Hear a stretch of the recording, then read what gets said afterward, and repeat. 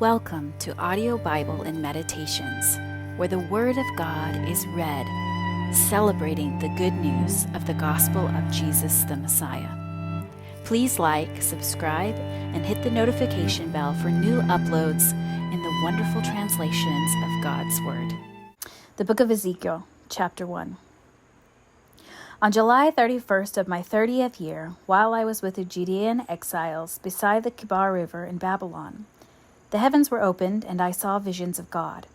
This happened during the 5th year of King Jehoiakim's captivity.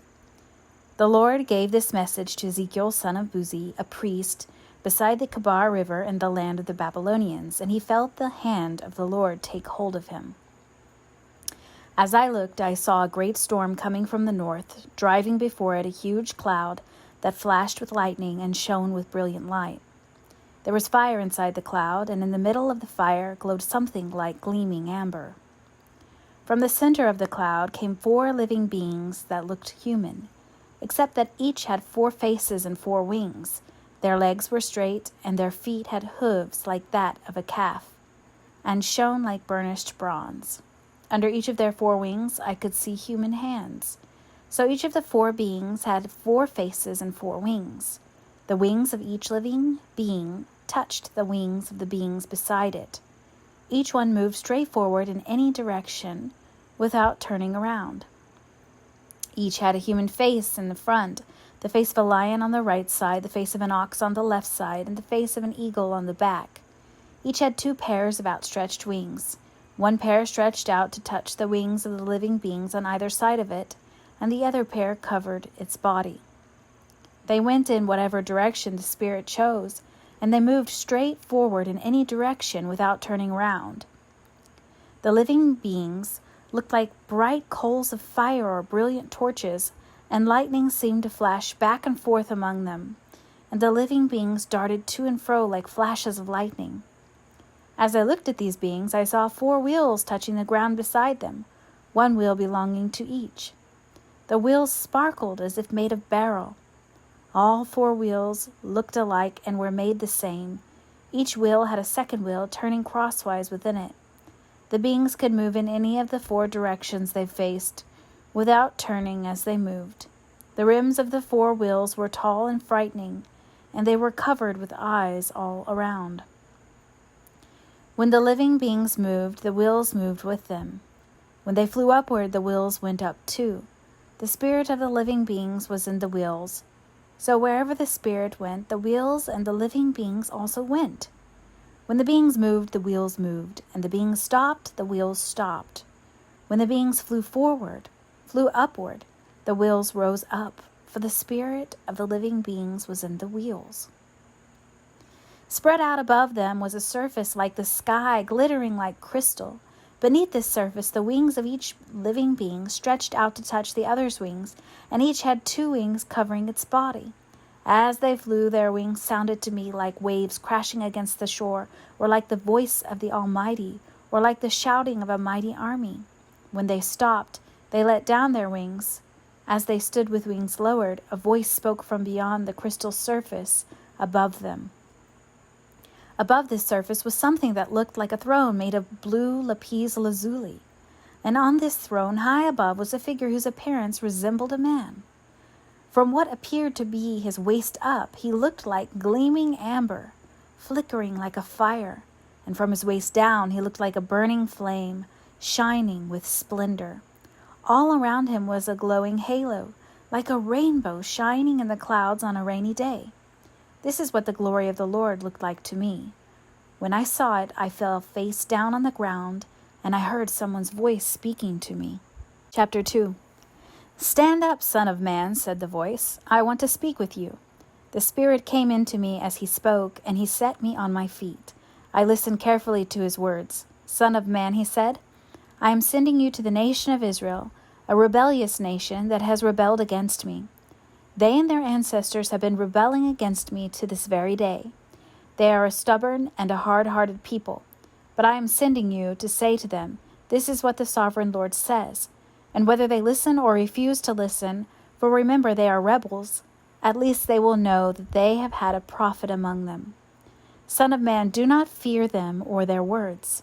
Don't be afraid, even though their threats surround you like nettles and briars and stinging scorpions. Do not be dismayed by their dark scowls, even though they are rebels. You must give them my message, whether they listen or not. But they won't listen, for they are completely rebellious. Son of man, listen to what I say to you. Do not join them in their rebellion. Open your mouth and eat what I give you. Then I looked and saw a hand reaching out to me. It held a scroll which he unrolled, and I saw that both sides were covered with funeral songs, words of sorrow, and pronouncements of doom. Chapter 3. The voice said to me, Son of man, eat what I am giving you. Eat this scroll. Then go and give its message to the people of Israel. So I opened my mouth, and he fed me the scroll. Fill your stomach with this, he said. And when I ate it, it tasted as sweet as honey in my mouth. Then he said, Son of man, go to the people of Israel and give them my messages. I am not sending you to a foreign people whose language you cannot understand. No, I am not sending you to people with strange and difficult speech. If I did, they would listen. But the people of Israel won't listen to you any more than they listen to me, for the whole lot of them are hard-hearted and stubborn. But look, I have made you as obstinate and hard-hearted as they are. I have made your forehead as hard as the hardest rock. So don't be afraid of them or fear their angry looks, even though they are rebels. Then he added, Son of man, let all my words sink deep into your heart first. Listen to them carefully for yourself. Then go to your people in exile and say to them, This is what the sovereign Lord says. Do this whether they listen to you or not. Then the Spirit lifted me up, and I heard a loud rumbling sound behind me. May the glory of the Lord be praised in his place. It was the sound of the wings of the living beings as they brushed against each other, and the rumbling of their wheels beneath them. The Spirit lifted me up and took me away. I went in bitterness and turmoil, but the Lord's hold on me was strong. Then I came to the colony of Judean exiles in Tel Aviv, beside the Kibar River. I was overwhelmed and sat among them for 7 days. After 7 days, the Lord gave me a message. He said, Son of man, I have appointed you as a watchman for Israel. Whenever you receive a message from me, warn people immediately. If I warn the wicked, saying you are under the penalty of death, but you fail to deliver the warning, they will die in their sins, and I will hold you responsible for their deaths. If you warn them, and they refuse to repent and keep on sinning, they will die in their sins. But you will have saved yourself because you obeyed me. If righteous people turn away from their righteous behavior and ignore the obstacles I put in their way, they will die. And if you do not warn them, they will die in their sins. None of their righteous acts will be remembered, and I will hold you responsible for their deaths. But if you warn righteous people not to sin, and they listen to you and do not sin, they will live, and you will have saved yourself too. Then the Lord took hold of me and said, Get up and go out into the valley, and I will speak to you there. So I got up and went, and there I saw the glory of the Lord, just as I had seen in my vision by the Kibar River, and I fell face down on the ground. Then the Spirit came into me and set me on my feet. He spoke to me and said, Go to your house and shut yourself in. There, son of man, you will be tied with ropes, so you cannot go out among the people. And I will make your tongue stick to the roof of your mouth, so that you will be speechless and unable to rebuke them, for they are rebels. But when I give you a message, I will loosen your tongue and let you speak. Then you will say to them, This is what the sovereign Lord says. Those who choose to listen will listen, but those who refuse will refuse, for they are rebels. Chapter 4. And now, son of man, take a large clay brick and set it down in front of you. Then draw a map of the city of Jerusalem on it. Show the city under siege. Build a wall around it so no one can escape. Set up the enemy camp and surround the city with siege ramps and battering rams. Then take an iron griddle and place it between you and the city. Turn toward the city and demonstrate how harsh the siege will be against Jerusalem. This will be a warning to the people of Israel. Now lie on your left side and place the sins of Israel on yourself. You are to bear their sins for the number of days you lie there on your side.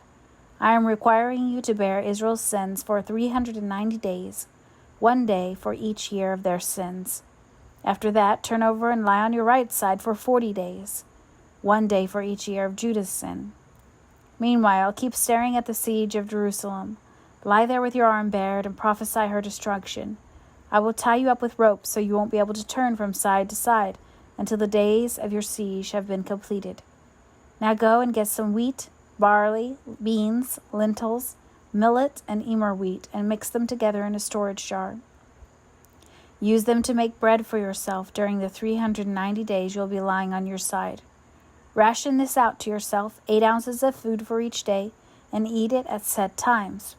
Then measure out a jar of water for each day and drink it at set times. Prepare and eat this food as you would barley cakes. While all the people are watching, bake it over a fire using dried human dung as fuel, and then eat the bread. Then the Lord said, "This is how Israel will eat defiled bread in the Gentile lands to which I will banish them." Then I said, "O sovereign Lord, must I be defiled by using human dung?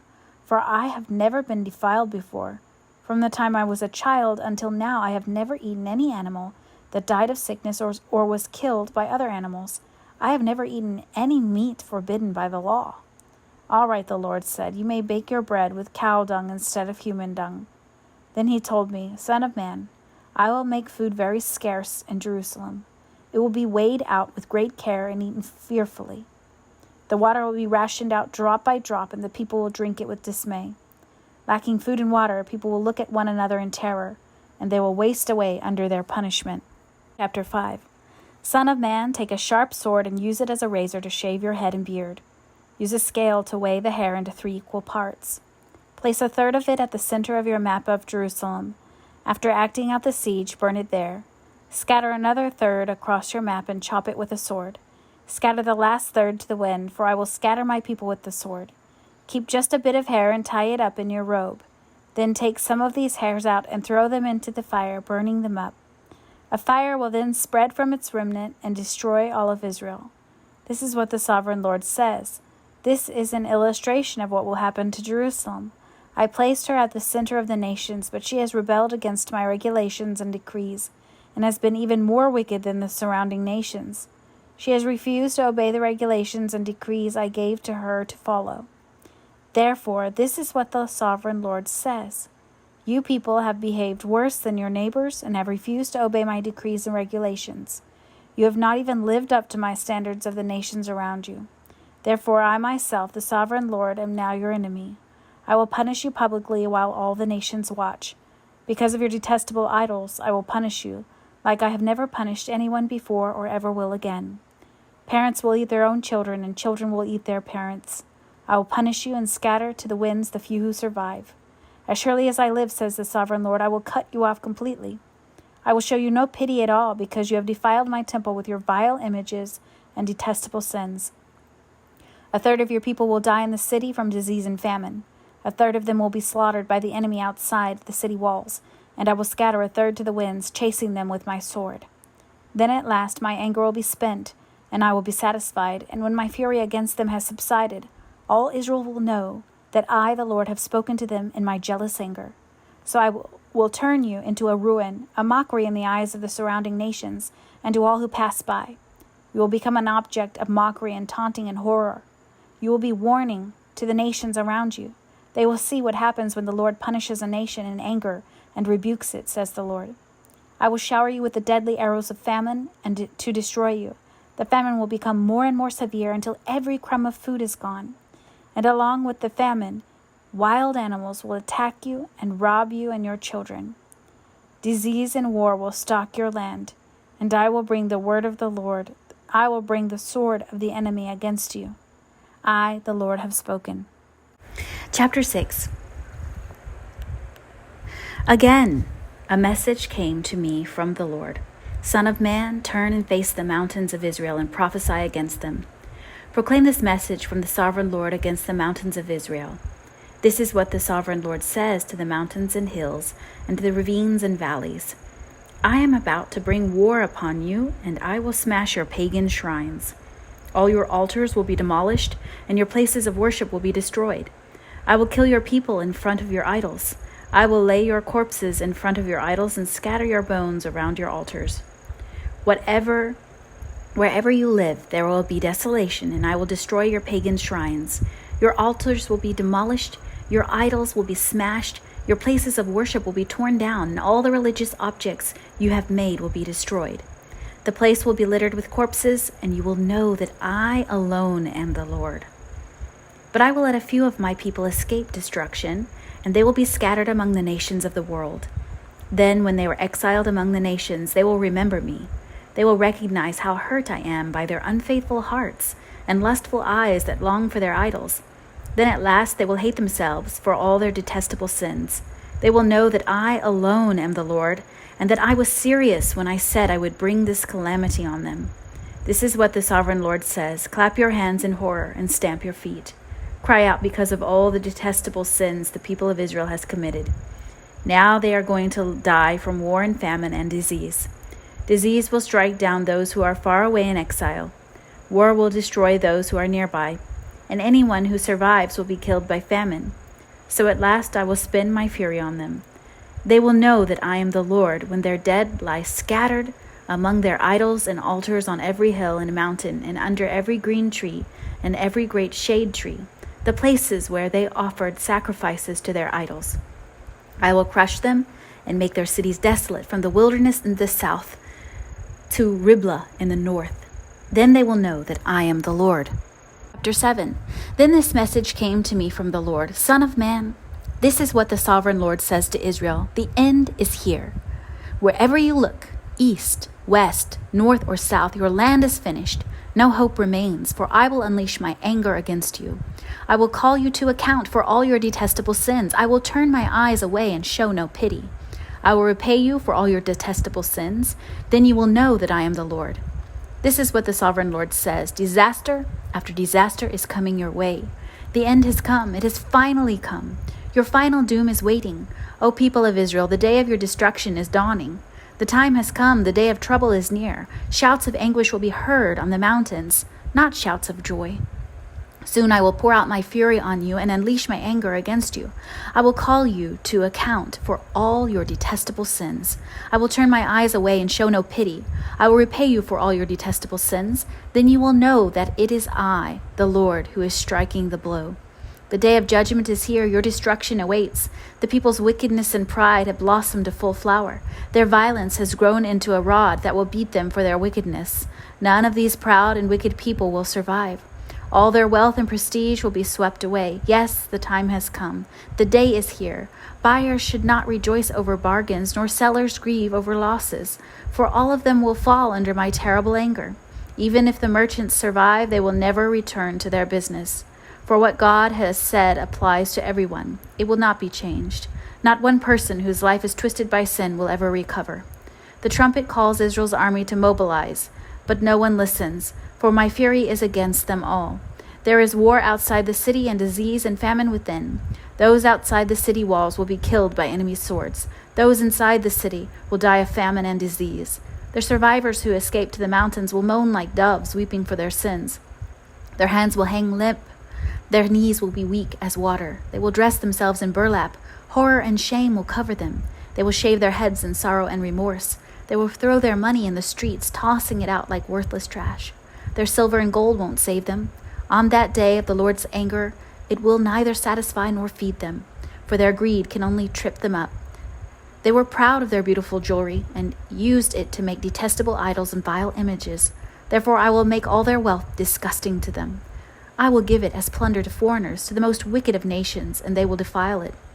I will turn my eyes from them as these robbers invade and defile my treasured land. Prepare chains for my people, for the land is bloodied by terrible crimes. Jerusalem is filled with violence. I will bring the most ruthless of nations to occupy their homes.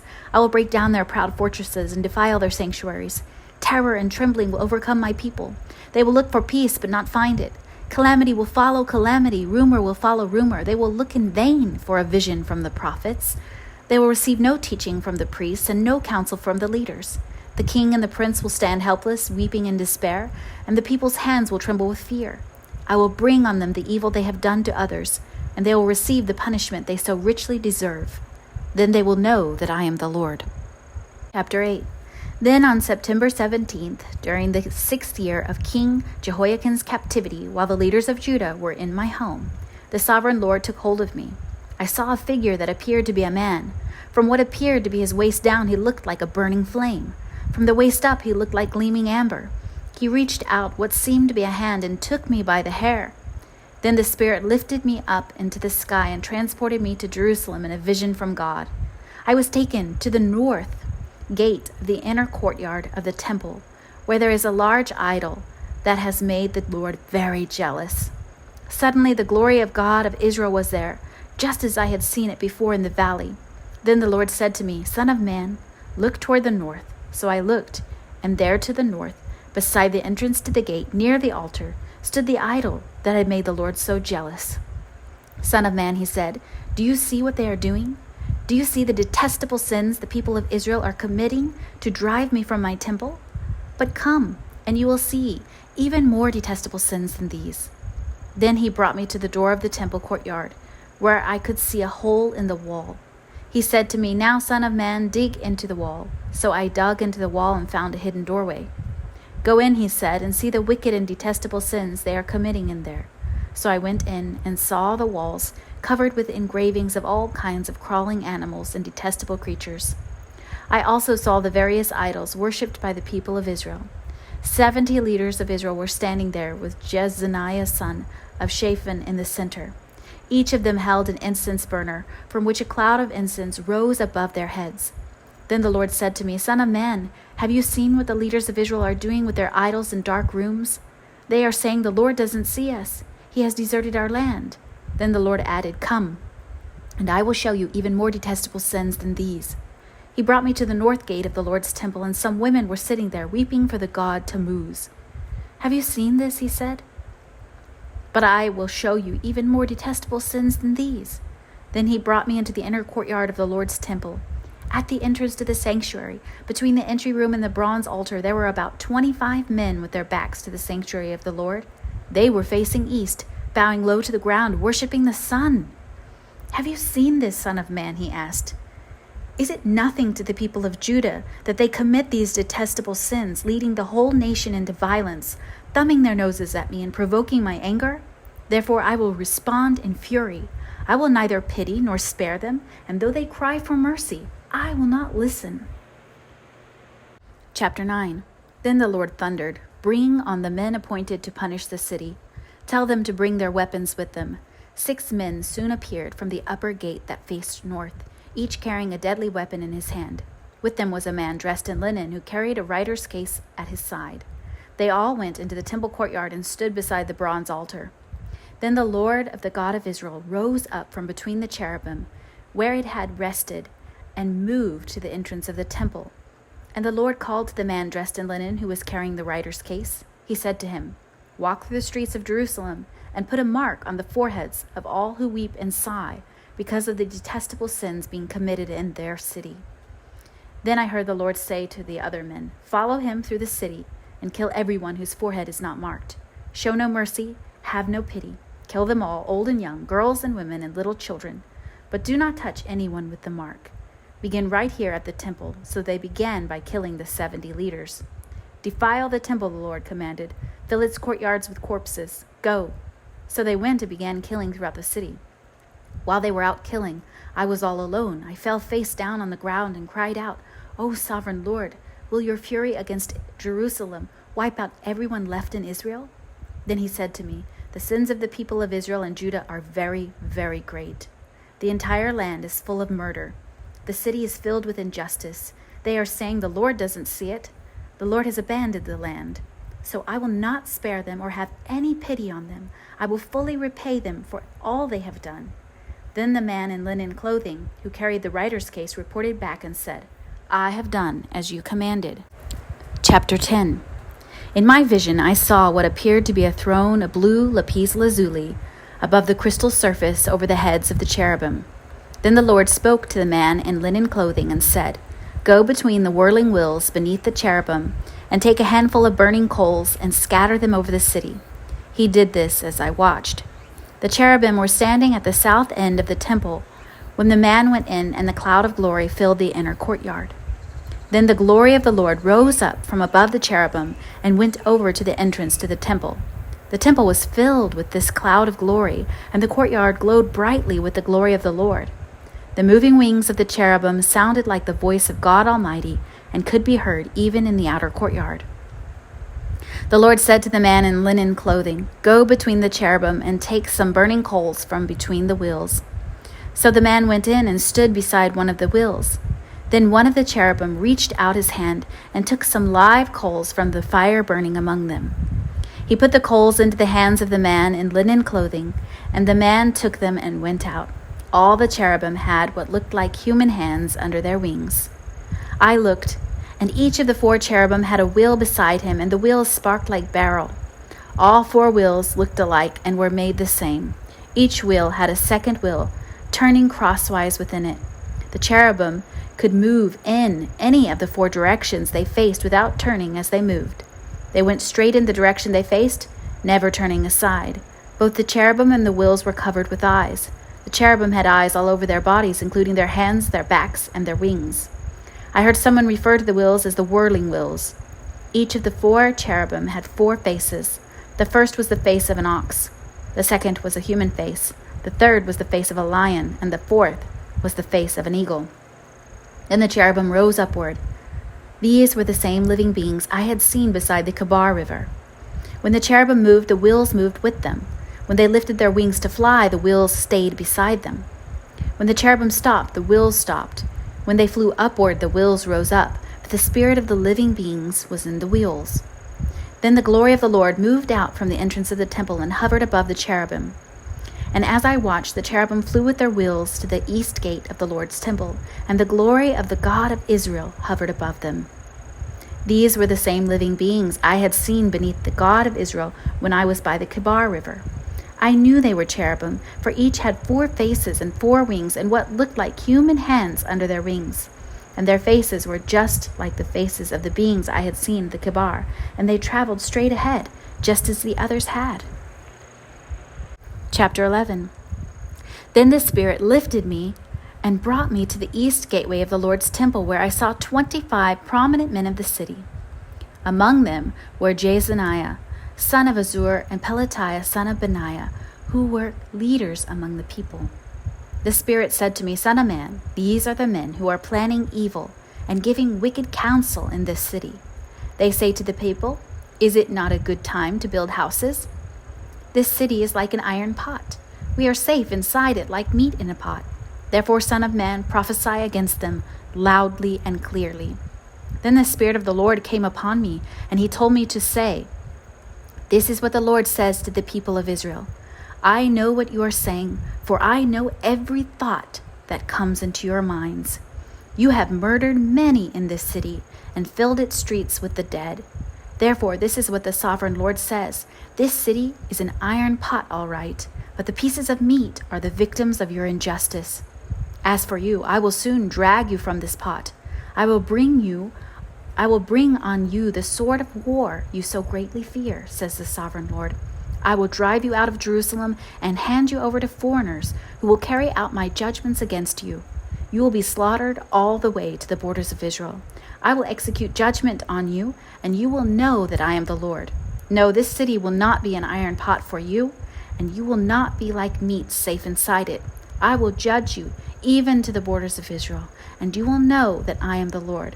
For you have refused to obey my decrees and regulations. Instead, you have copied the standards of the nation around you." While I was still prophesying, Pelatiah, son of Benaiah, suddenly died.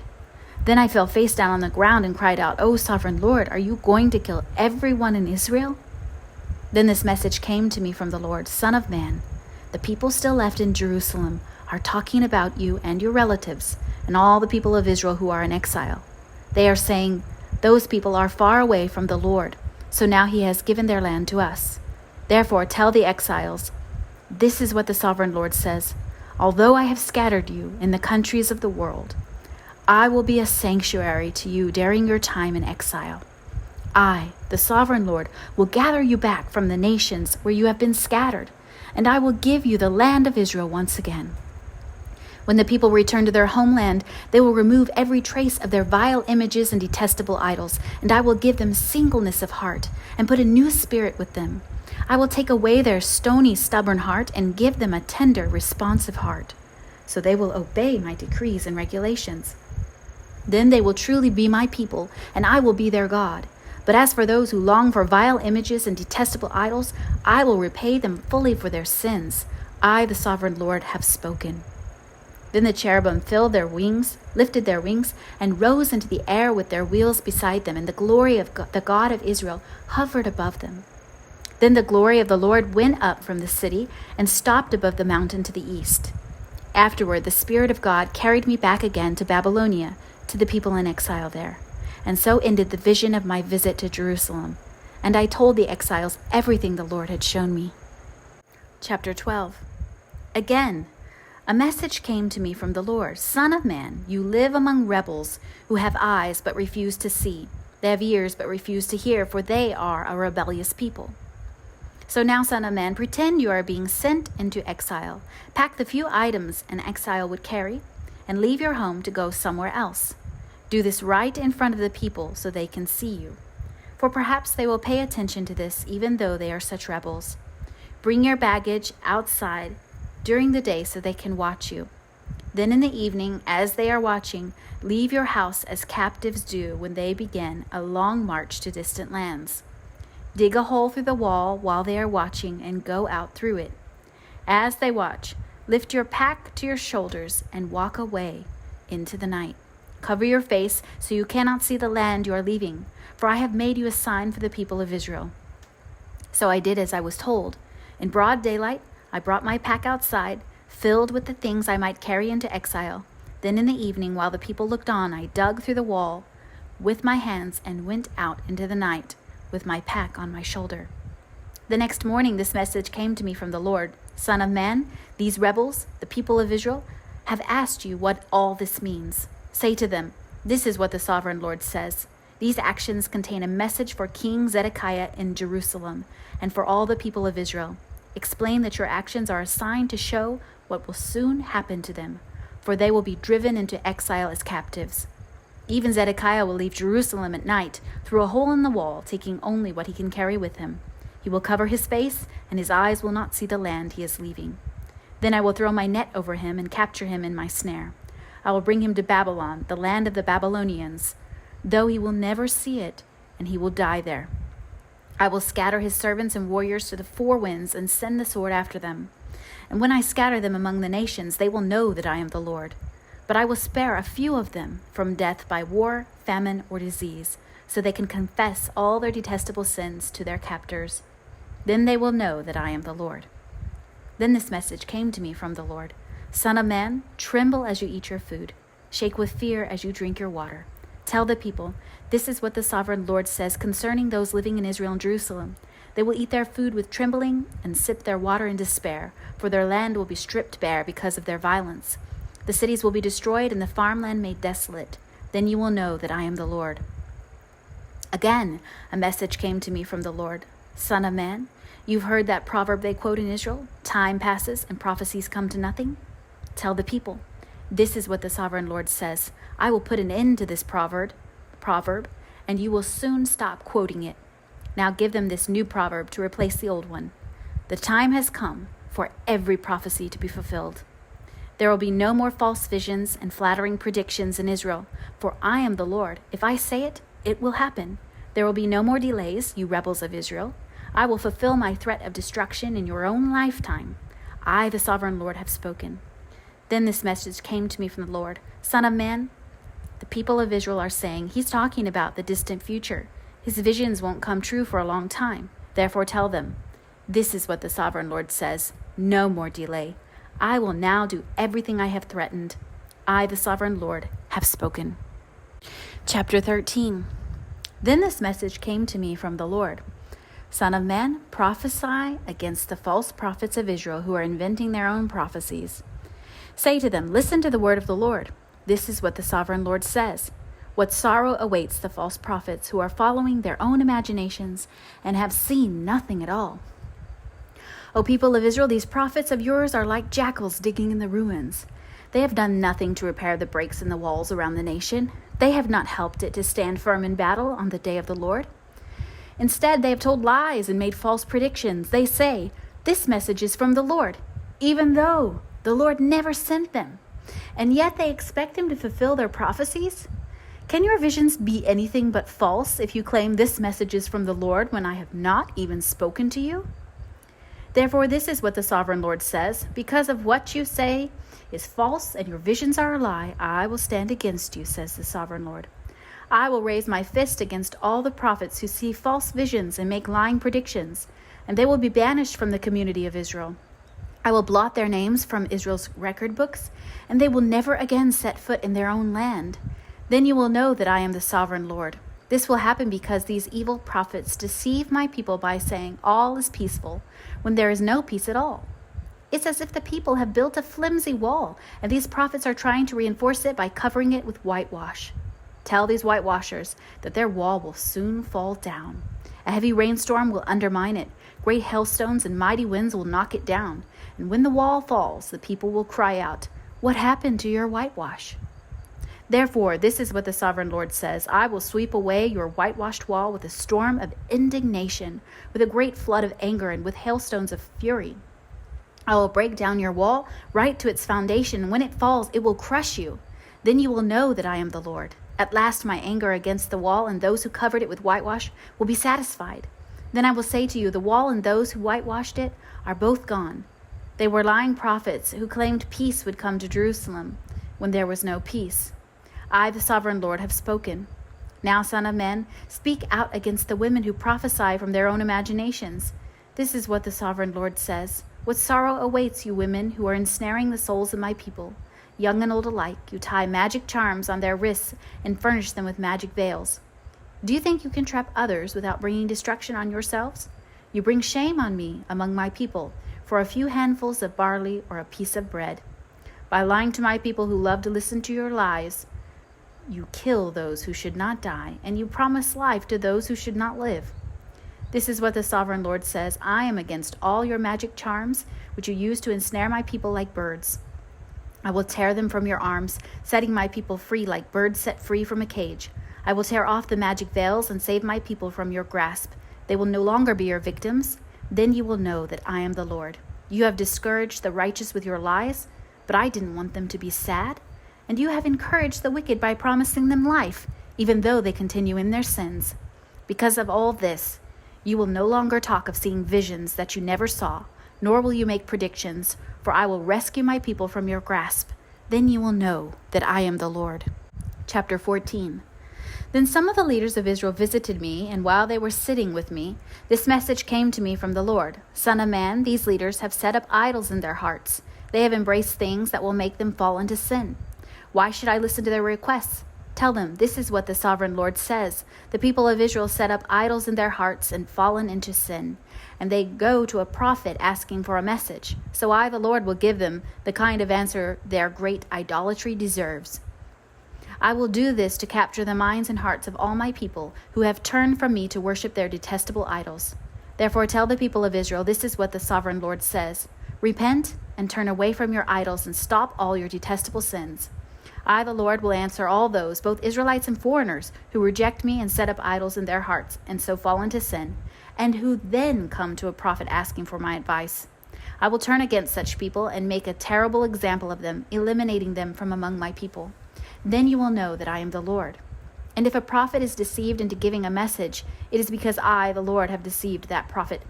I will lift my fist against such prophets and cut them off from the community of Israel.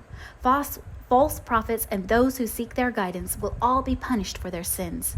In this way, the people of Israel will learn not to stray from me, polluting themselves with sin. They will be my people, and I will be their God. I, the sovereign Lord, have spoken. Then this message came to me from the Lord: Son of man, suppose the people of a country were to sin against me, and I lifted my fist to crush them, cutting off their food supply and sending a famine to destroy both people and animals. Even if Noah, Daniel, and Job were there, their righteousness would save no one but themselves, says the sovereign Lord. Or suppose I were to send wild animals to invade the country, kill the people, and make the land too desolate and dangerous to pass through. As surely as I live, says the sovereign Lord, even if those 3 men were there, they wouldn't be able to save their own sons or daughters. They alone would be saved, but the land would be made desolate. Or suppose I were to bring war against the land, and I sent enemy armies to destroy both people and animals. As surely as I live, says the sovereign Lord, even if those 3 men were there, they wouldn't be able to save their own sons or daughters. They alone would be saved. Or suppose I were to pour out my fury by sending an epidemic into the land, and the disease killed people and animals alike. As surely as I live, says the sovereign Lord, even if Noah, Daniel, and Job were there, they wouldn't be able to save their own sons or daughters. They alone would be saved by their righteousness. Now this is what the sovereign Lord says: how terrible it will be when all 4 of these dreadful punishments fall upon Jerusalem: war, famine, wild animals, and disease, destroying all her people and animals. Yet there will be survivors, and they will come here to join you as exiles in Babylon. You will see with your own eyes how wicked they are, and then you will feel better about what I have done to Jerusalem. When you meet them and see their behavior, you will understand that these things are not being done to Israel without cause. I, the sovereign Lord, have spoken. Chapter 15. Then this message came to me from the Lord: Son of man, how does a grapevine compare to a tree? Is a vine's wood as useful as the wood of a tree? Can its wood be used for making things like pegs to hang up pots and pans? No. It can only be used for fuel, and even as fuel, it burns too quickly. Vines are useless both before and after being put into the fire. And this is what the sovereign Lord says: the people of Jerusalem are like grapevines growing among the trees of the forest. Since they are useless, I have thrown them on the fire to be burned, and I will see to it that if they escape from one fire, they will fall into another.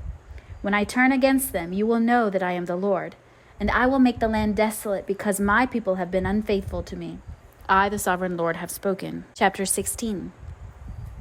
Then another message came to me from the Lord: Son of man, confront Jerusalem with her detestable sins. Give her this message from the sovereign Lord: You are nothing but a Canaanite. Your father was an Amorite and your mother a Hittite. On the day you were born, no one cared about you. Your umbilical cord was not cut, and you were never washed, rubbed with salt, and wrapped in cloth. No one had the slightest interest in you. No one pitied you or cared for you. On the day you were born, you were unwanted, dumped in a field and left to die. But I came by and saw you there, helplessly kicking about in your own blood. As you lay there, I said, Live, and I helped you to thrive like a plant in the field. You grew up and became a beautiful jewel. Your breasts became full and your body hair grew, but you were still naked. And when I passed by again, I saw that you were old enough for love, so I wrapped my cloak around you to cover your nakedness and declared my marriage vows. I made a covenant with you, says the sovereign Lord, and you became mine. Then I bathed you and washed off your blood, and I rubbed fragrant oils into your skin. I gave you expensive clothing of fine linen and silk, beautifully embroidered, and sandals made of fine goatskin leather. I gave you lovely jewelry, bracelets, beautiful necklaces, a ring for your nose, earrings for your ears, and a lovely crown for your head. And so you were adorned with gold and silver. Your clothes were made of fine linen and costly fabric and were beautifully embroidered. You ate the finest foods, choice flour, honey, and olive oil, and became more beautiful than ever. You looked like a queen, and so you were. Your fame soon spread throughout the world because of your beauty. I dressed you in my splendor and perfected your beauty, says the sovereign Lord. But you thought your fame and beauty were your own, so you gave yourself as a prostitute to every man who came along. Your beauty was theirs for the asking. You used the lovely things I gave you to make shrines for idols, where you played the prostitute. Unbelievable. How could such a thing ever happen? You took the very jewels and gold and silver ornaments I had given you and made statues of men and worshipped them. This is adultery against me. You used the beautifully embroidered clothes I gave you to dress your idols. Then you used my special oil and my incense to worship them. Imagine it. You set before them as a sacrifice the choice flour, olive oil, and honey I had given you, says the sovereign Lord. Then you took your sons and daughters, the children you had borne to me, and sacrificed them to your gods. Was your prostitution not enough? Must you also slaughter my children by sacrificing them to idols? In all your years of adultery and detestable sin, you have not once remembered the days long ago when you lay naked in a field, kicking about in your own blood. What sorrow awaits you, says the sovereign Lord. In addition to all your other wickedness, you built a pagan shrine and put altars to idols in every town square. On every street corner you defiled your beauty, offering your body to every passerby in an endless stream of prostitution. Then you added lustful Egypt to your lovers, provoking my anger with your increasing promiscuity. That is why I struck you with my fist and reduced your boundaries. I handed you over to your enemies, the Philistines, and even they were shocked by your lewd conduct. You have prostituted yourself with the Assyrians too. It seems you can never find enough new lovers. And after your prostitution there, you still were not satisfied. You added to your lovers by embracing Babylonia, the land of merchants, but you still weren't satisfied. What a sick heart you have, says the sovereign Lord, to do such things as these, acting like a shameless prostitute. You build your pagan shrines on every street corner and your altars to idols in every square. In fact, you have been worse than a prostitute, so eager for sin that you have not even demanded payment. Yes, you are an adulterous wife who takes in strangers instead of her own husband. Prostitutes charge for their services, but not you. You give gifts to your lovers, bribing them to come and have sex with you. So you are the opposite of other prostitutes. You pay your lovers instead of them paying you. Therefore, you prostitute, listen to this message from the Lord. This is what the sovereign Lord says. Because you have poured out your lust and exposed yourself in prostitution to all your lovers, and because you have worshipped detestable idols, and because you have slaughtered your children as sacrifices to your gods, this is what I am going to do. I will gather together all your allies, the lovers with whom you have sinned, both those you loved and those you hated, and I will strip you naked in front of them so they can stare at you. I will punish you for your murder and adultery. I will cover you with blood in my jealous fury. Then I will give you to these many nations who are your lovers, and they will destroy you. They will knock down your pagan shrines and the altars to your idols. They will strip you and take your beautiful jewels, leaving you stark naked. They will band together in a mob to stone you and cut you up with swords. They will burn your homes and punish you in front of many women. I will stop your prostitution and end your payments to your many lovers. Then at last my fury against you will be spent, and my jealous anger will subside. I will be calm and will not be angry with you anymore. But first, because you have not remembered your youth, but have angered me by doing all these evil things, I will fully repay you for all of your sins, says the sovereign Lord.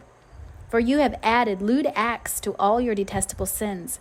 Everyone who makes up proverbs will say of you, like mother, like daughter. For your mother loathed her husband and her children, and so do you. And you are exactly like your sisters, for they despise their husbands and their children. Truly, your mother was a Hittite and your father an Amorite. Your older sister was Samaria, who lived with her daughters in the north. Your younger sister was Sodom, who lived with her daughters in the south. But you have not merely sinned as they did. You quickly surpassed them in corruption. As surely as I live, says the sovereign Lord, Sodom and her daughters were never as wicked as you and your daughters. Sodom's sins were pride, gluttony, and laziness, while the poor and needy suffered outside her door. She was proud and committed detestable sins, so I wiped her out, as you have seen. Even Samaria did not commit half your sins. You have done far more detestable things than your sisters ever did. They seem righteous compared to you. Shame on you. Your sins are so terrible that you make your sisters seem righteous, even virtuous. But someday I will restore the fortunes of Sodom and Samaria, and I will restore you too. Then you will be truly ashamed of everything you have done, for your sins make them feel good in comparison. Yes, your sisters Sodom and Samaria and all their people will be restored, and at that time you also will be restored. In your proud days you held Sodom in contempt. But now your greater wickedness has been exposed to all the world, and you are the one who is scorned by Edom and all her neighbors and by Philistia. This is your punishment for all your lewdness and detestable sins, says the Lord. Now this is what the sovereign Lord says, I will give you what you deserve, for you have taken your solemn vows lightly by breaking your covenant. Yet I will remember the covenant I made with you when you were young, and I will establish an everlasting covenant with you. Then you will remember with shame all the evil you have done. I will make your sisters Samaria and Sodom to be your daughters, even though they are not part of our covenant. And I will reaffirm my covenant with you, and you will know that I am the Lord. You will remember your sins and cover your mouth in silent shame when I forgive you of all that you have done. I, the sovereign Lord, have spoken. Chapter 17. Then this message came to me from the Lord. Son of man, give this riddle and tell this story to the people of Israel. Give them this message from the sovereign Lord. A great eagle with broad wings and long feathers, covered with many colored plumage, came to Lebanon. He seized the top of a cedar tree and plucked off its highest branch. He carried it away to a city filled with merchants. He planted it in a city of traders. He also took a seedling from the land and planted it in fertile soil. He placed it beside a broad river where it could grow like a willow tree. It took root there and grew into a low, spreading vine. Its branches turned up toward the eagle, and its roots grew down into the ground. It produced strong branches and put out shoots. But then another great eagle came with broad wings and full plumage. So the vine now sent its roots and branches toward him for water, even though it was already planted in good soil and had plenty of water, so it could grow into a splendid vine and produce rich leaves and luscious fruit. So now the sovereign Lord asks, will this vine grow and prosper? No, I will pull it up, roots and all. I will cut off its fruit and let its leaves wither and die. I will pull it up easily without a strong arm or a large army. But when the vine is transplanted, will it thrive? No, it will wither away. When the east wind blows against it, it will die in the same good soil where it had grown so well. Then this message came to me from the Lord. Say to these rebels of Israel, don't you understand the meaning of this riddle of the eagles? The king of Babylon came to Jerusalem, took away her king and princes, and brought them to Babylon. He made a treaty with a member of the royal family and forced him to take an oath of loyalty. He also exiled Israel's most influential leaders, so Israel would not become strong again and revolt. Only by keeping her treaty with Babylon would Israel survive. Nevertheless, this man of Israel's royal family rebelled against Babylon, sending ambassadors to Egypt to request a great army and many horses. Can Israel break her sworn treaties like that and get away with it? No. For as surely as I live, says the sovereign Lord, the king of Israel will die in Babylon, the land of the king who put him in power and whose treaty he disregarded and broke. Pharaoh and all his mighty army will fail to help Israel when the king of Babylon lays siege to Jerusalem again and destroys many lives. For the king of Israel disregarded his treaty and broke it after swearing to obey. Therefore, he will not escape. So this is what the sovereign Lord says, as surely as I live, I will punish him for breaking my covenant and disregarding the solemn oath he made in my name. I will throw my net over him and capture him in my snare. I will bring him to Babylon and put him on trial for this treason against me. And all his best warriors will be killed in battle, and those who survive will be scattered to the four winds. Then you will know that I, the Lord, have spoken. This is what the sovereign Lord says. I will take a branch from the top of a tall cedar, and I will plant it on the top of Israel's highest mountain. It will become a majestic cedar, sending forth its branches and producing seed. Birds of every sort will nest in it, finding shelter in the shade of its branches. And all the trees will know that it is I, the Lord, who cuts the tallest tree down and makes the short tree grow tall. It is I who makes the green tree wither and gives the dead tree new life. I, the Lord, have spoken, and I will do what I said. Chapter 18. Then another message came to me from the Lord. Why do you quote this proverb concerning the land of Israel? The parents have eaten sour grapes, but their children's mouths pucker at the taste. As surely as I live, says the sovereign Lord, you will not quote this proverb anymore in Israel. For all people are mine to judge, both parents and children alike. And this is my rule: the person who sins is the one who will die. Suppose a certain man is righteous and does what is just and right. He does not feast in the mountains before Israel's idols or worship them. He does not commit adultery or have intercourse with a woman during her menstrual period. He is a merciful creditor, not keeping the items given as security by poor debtors.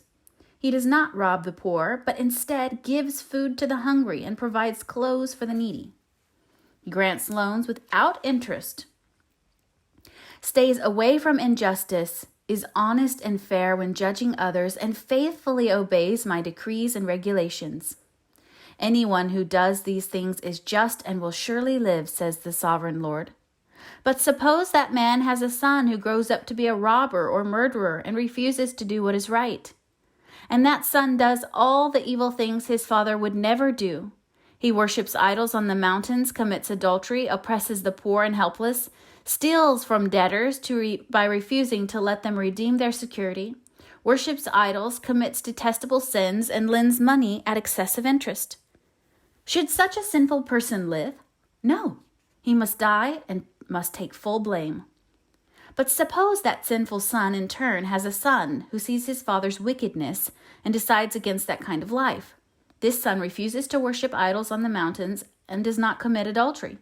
He does not exploit the poor, but instead is fair to debtors and does not rob them. He gives food to the hungry and provides clothes for the needy. He helps the poor, does not lend money at interest, and obeys all my regulations and decrees. Such a person will not die because of his father's sins. He will surely live. But the father will die for his many sins, for being cruel, robbing people, and doing what was clearly wrong among his people. What, you ask? Doesn't the child pay for the parent's sins? No. For if the child does what is just and right and keeps my decrees, that child will surely live. The person who sins is the one who will die. The child will not be punished for the parent's sins, and the parent will not be punished for the child's sins. Righteous people will be rewarded for their own righteous behavior, and wicked people will be punished for their own wickedness. But if wicked people turn away from all their sins and begin to obey my decrees and do what is just and right, they will surely live and not die. All their past sins will be forgotten, and they will live because of the righteous things they have done. Do you think that I like to see wicked people die, says the sovereign Lord? Of course not. I want them to turn from their wicked ways and live. However, if righteous people turn from their righteous behavior and start doing sinful things and act like other sinners, should they be allowed to live? No, of course not. All their righteous acts will be forgotten, and they will die for their sins. Yet you say, the Lord isn't doing what's right. Listen to me, O people of Israel. Am I the one not doing what's right, or is it you? When righteous people turn from their righteous behavior and start doing sinful things, they will die for it. Yes, they will die because of their sinful deeds. And if wicked people turn from their wickedness, obey the law, and do what is just and right, they will save their lives. They will live because they thought it over and decided to turn from their sins. Such people will not die. And yet the people of Israel keep saying, the Lord isn't doing what's right. O people of Israel, it is you who are not doing what's right, not I. Therefore I will judge each of you, O people of Israel, according to your actions, says the sovereign Lord. Repent and turn from your sins. Don't let them destroy you. Put all your rebellion behind you and find yourselves a new heart and a new spirit. For why should you die, O people of Israel? I don't want you to die, says the sovereign Lord. Turn back and live. Chapter 19. Sing this funeral song for the princes of Israel. What is your mother? A lioness among lions. She lay down among the young lions and reared her cubs. She raised one of her cubs to become a strong young lion. He learned to hunt and devour prey, and he became a man-eater. Then the nations heard about him, and he was trapped in their pit. They led him away with hooks to the land of Egypt. When the lioness saw that her hopes for him were gone, she took another of her cubs and taught him to be a strong young lion. He prowled among the other lions and stood out among them in his strength. He learned to hunt and devour prey, and he too became a man-eater. He demolished fortresses and destroyed their towns and cities. Their farms were desolated and their crops were destroyed. The land and its people trembled in fear when they heard him roar. Then the armies of the nations attacked him, surrounding him from every direction. They threw a net over him and captured him in their pit. With hooks they dragged him into a cage and brought him before the king of Babylon. They held him in captivity, so his voice could never be heard in the mountains of Israel again. Your mother was like a vine planted by the water's edge. It had lush green foliage because of the abundant water. Its branches became strong enough to be a ruler's scepter. It grew very tall, towering above all others. It stood out because of its height and its many lush branches. But the vine was uprooted in fury and thrown down to the ground. The desert wind dried up its fruit and tore off its strong branches so that it withered and was destroyed by fire. Now the vine is transplanted to the wilderness, where the ground is hard and dry. A fire has burst out from its branches and devoured its fruit. Its remaining limbs are not strong enough to be a ruler's scepter. This is a funeral song, and it will be used in a funeral. Chapter 20. On August 14th, during the 7th year of King Jehoiakim's captivity, some of the leaders of Israel came to request a message from the Lord. They sat down in front of me to wait for his reply. Then this message came to me from the Lord: Son of man, tell the leaders of Israel, this is what the sovereign Lord says. How dare you come to ask me for a message? As surely as I live, says the sovereign Lord, I will tell you nothing. Son of man, bring charges against them and condemn them. Make them realize how detestable the sins of their ancestors really were. Give them this message from the sovereign Lord. When I chose Israel, when I revealed myself to the descendants of Jacob in Egypt, I took a solemn oath that I, the Lord, would be their God. I took a solemn oath that day that I would bring them out of Egypt to a land I had discovered and explored for them. A good land, a land flowing with milk and honey, the best of all lands anywhere. Then I said to them, each of you, get rid of the vile images you are so obsessed with. Do not defile yourselves with the idols of Egypt, for I am the Lord your God. But they rebelled against me and would not listen. They did not get rid of the vile images they were obsessed with or forsake the idols of Egypt. Then I threatened to pour out my fury on them to satisfy my anger while they were still in Egypt. But I didn't do it, for I acted to protect the honor of my name. I would not allow shame to be brought on my name among the surrounding nations who saw me reveal myself by bringing the Israelites out of Egypt. So I brought them out of Egypt and led them into the wilderness. There I gave them my decrees and regulations so they could find life by keeping them. And I gave them my Sabbath days of rest as a sign between them and me. It was to remind them that I am the Lord who had set them apart to be holy. But the people of Israel rebelled against me, and they refused to obey my decrees there in the wilderness. They wouldn't obey my regulations, even though obedience would have given them life. They also violated my Sabbath days, so I threatened to pour out my fury on them, and I made plans to utterly consume them in the wilderness. But again, I held back in order to protect the honor of my name before the nations who had seen my power in bringing Israel out of Egypt. But I took a solemn oath against them in the wilderness. I swore I would not bring them into the land I had given them, a land flowing with milk and honey, the most beautiful place on earth. For they had rejected my regulations, refused to follow my decrees, and violated my Sabbath days. Their hearts were given to their idols. Nevertheless, I took pity on them and held back from destroying them in the wilderness. Then I warned their children not to follow in their parents' footsteps, defiling themselves with their idols. I am the Lord your God, I told them. Follow my decrees. Pay attention to my regulations and keep my Sabbath days holy, for they are a sign to remind you that I am the Lord your God. But their children, too, rebelled against me. They refused to keep my decrees and follow my regulations, even though obedience would have given them life. And they also violated my Sabbath days. So again, I threatened to pour out my fury on them in the wilderness. Nevertheless, I withdrew my judgment against them to protect the honor of my name before the nations that had seen my power in bringing them out of Egypt.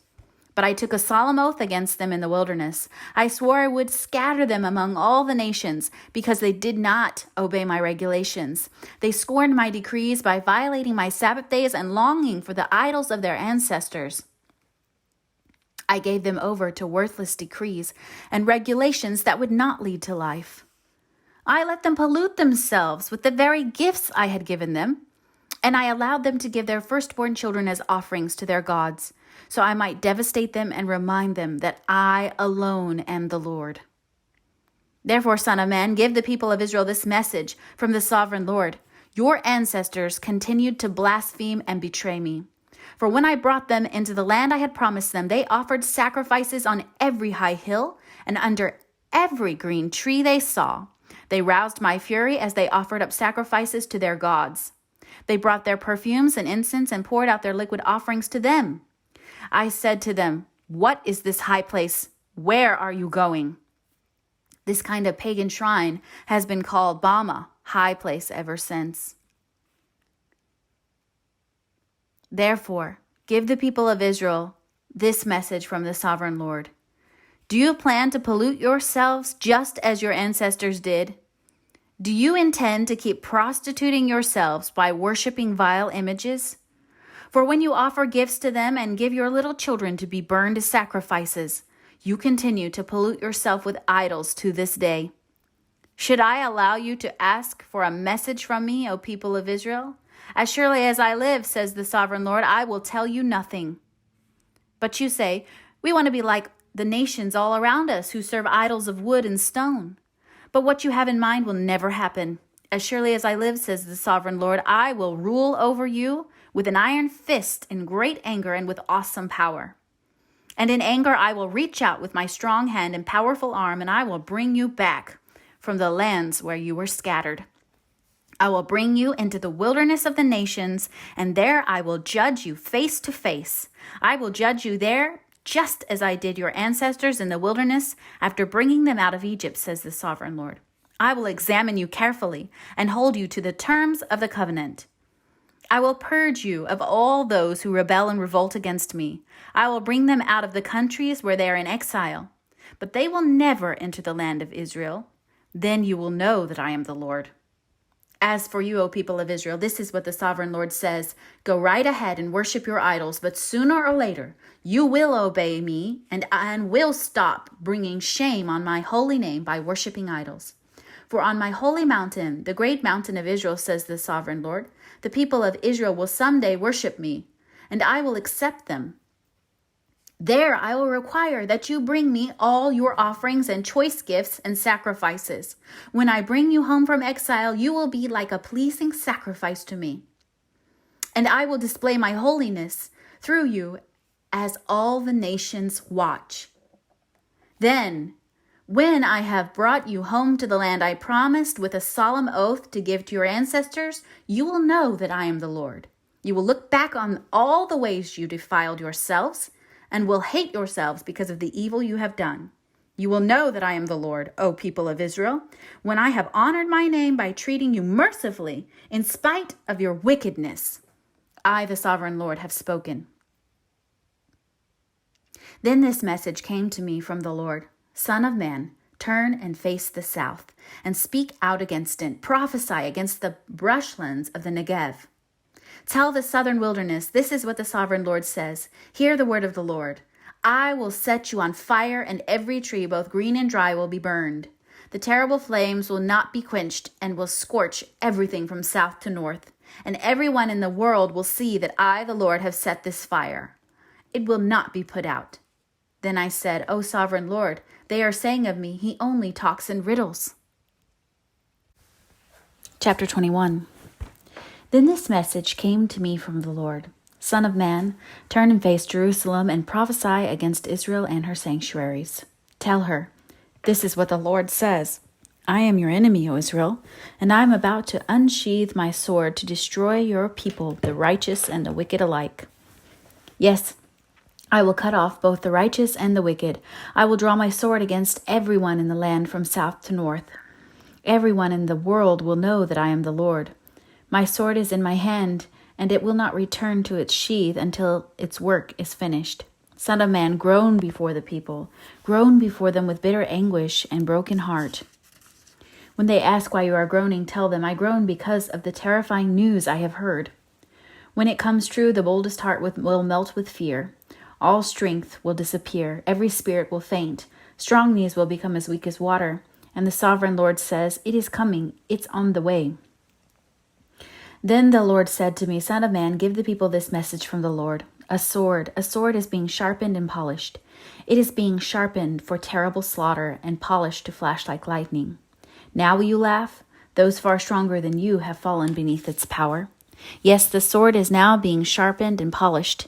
It is being prepared for the executioner. Son of man, cry out and wail. Pound your thighs in anguish, for that sword will slaughter my people and their leaders. Everyone will die. It will put them all to the test. What chance do they have, says the sovereign Lord? Son of man, prophesy to them and clap your hands. Then take the sword and brandish it twice, even 3 times, to symbolize the great massacre. The great massacre facing them on every side. Let their hearts melt with terror, for the sword glitters at every gate. It flashes like lightning and is polished for slaughter. O sword, slash to the right, then slash to the left. Wherever you will, wherever you want, I too will clap my hands, and I will satisfy my fury. I, the Lord, have spoken. Then this message came to me from the Lord. Son of man, make a map and trace 2 routes on it for the sword of Babylon's king to follow. Put a signpost on the road that comes out of Babylon, where the road forks into 2. One road going to Ammon and its capital, Rabbah, and the other to Judah and fortified Jerusalem. The king of Babylon now stands at the fork, uncertain whether to attack Jerusalem or Rabbah. He calls his magicians to look for omens. They cast lots by shaking arrows from the quiver. They inspect the livers of animal sacrifices. The omen in his right hand says, Jerusalem. With battering rams, his soldiers will go against the gate, shouting for the kill. They will put up siege towers and build ramps against the walls. The people of Jerusalem will think it is a false omen because of their treaty with the Babylonians, but the king of Babylon will remind the people of their rebellion. Then he will attack and capture them. Therefore, this is what the sovereign Lord says. Again and again, you remind me of your sin and your guilt. You don't even try to hide it. In everything you do, your sins are obvious for all to see. So now the time of your punishment has come. O you corrupt and wicked prince of Israel, your final day of reckoning is here. This is what the sovereign Lord says. Take off your jeweled crown, for the old order changes. Now the lowly will be exalted, and the mighty will be brought down. Destruction, destruction, I will surely destroy the kingdom, and it will not be restored until the one appears who has the right to judge it. Then I will hand it over to him. And now, Son of man, prophesy concerning the Ammonites and their mockery. Give them this message from the sovereign Lord. A sword is drawn for your slaughter. It is polished to destroy, flashing like lightning. Your prophets have given false visions, and your fortune tellers have told lies. The sword will fall on the necks of the wicked, for whom the day of final reckoning has come. Now return the sword to its sheath, for in your own country, the land of your birth, I will pass judgment upon you.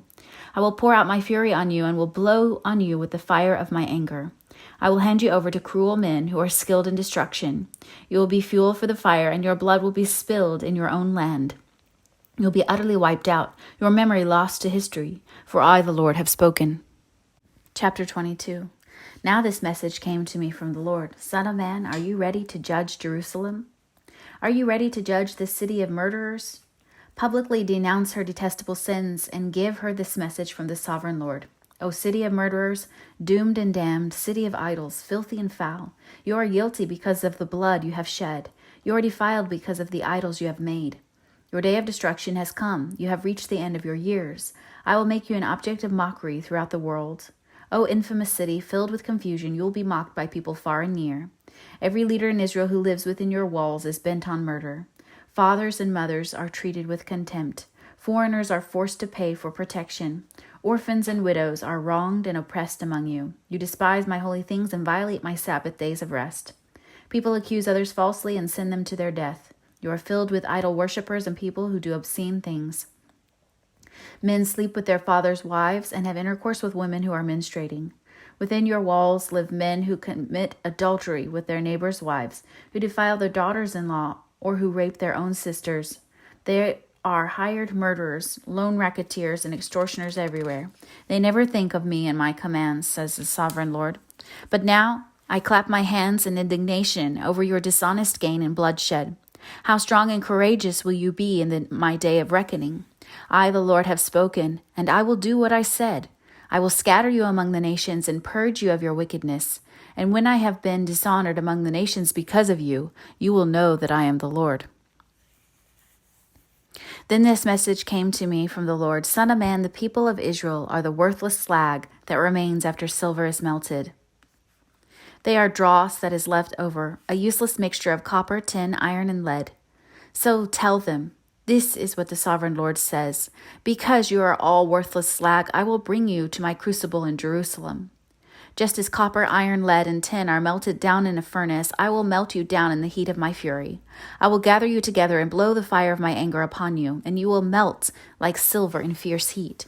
Then you will know that I, the Lord, have poured out my fury on you.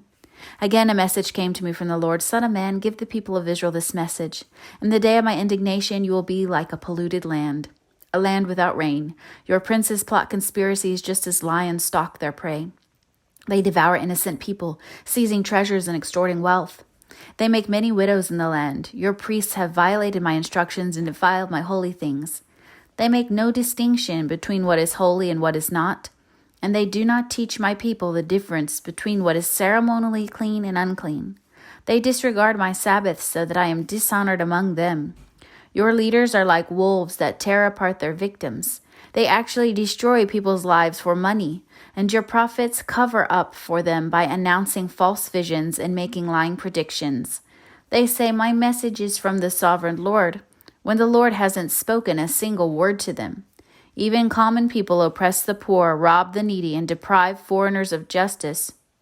I looked for someone who might rebuild the wall of righteousness that guards the land. I searched for someone to stand in the gap in the wall, so I wouldn't have to destroy the land, but I found no one. So now I will pour out my fury on them, consuming them with the fire of my anger. I will heap on their heads the full penalty for all their sins. I, the sovereign Lord, have spoken. Chapter 23. This message came to me from the Lord. Son of man, once there were two sisters who were daughters of the same mother. They became prostitutes in Egypt. Even as young girls, they allowed men to fondle their breasts. The older girl was named Aholah, and her sister was Oholibah. I married them, and they bore me sons and daughters. I am speaking of Samaria and Jerusalem. For Oholah is Samaria, and Oholibah is Jerusalem.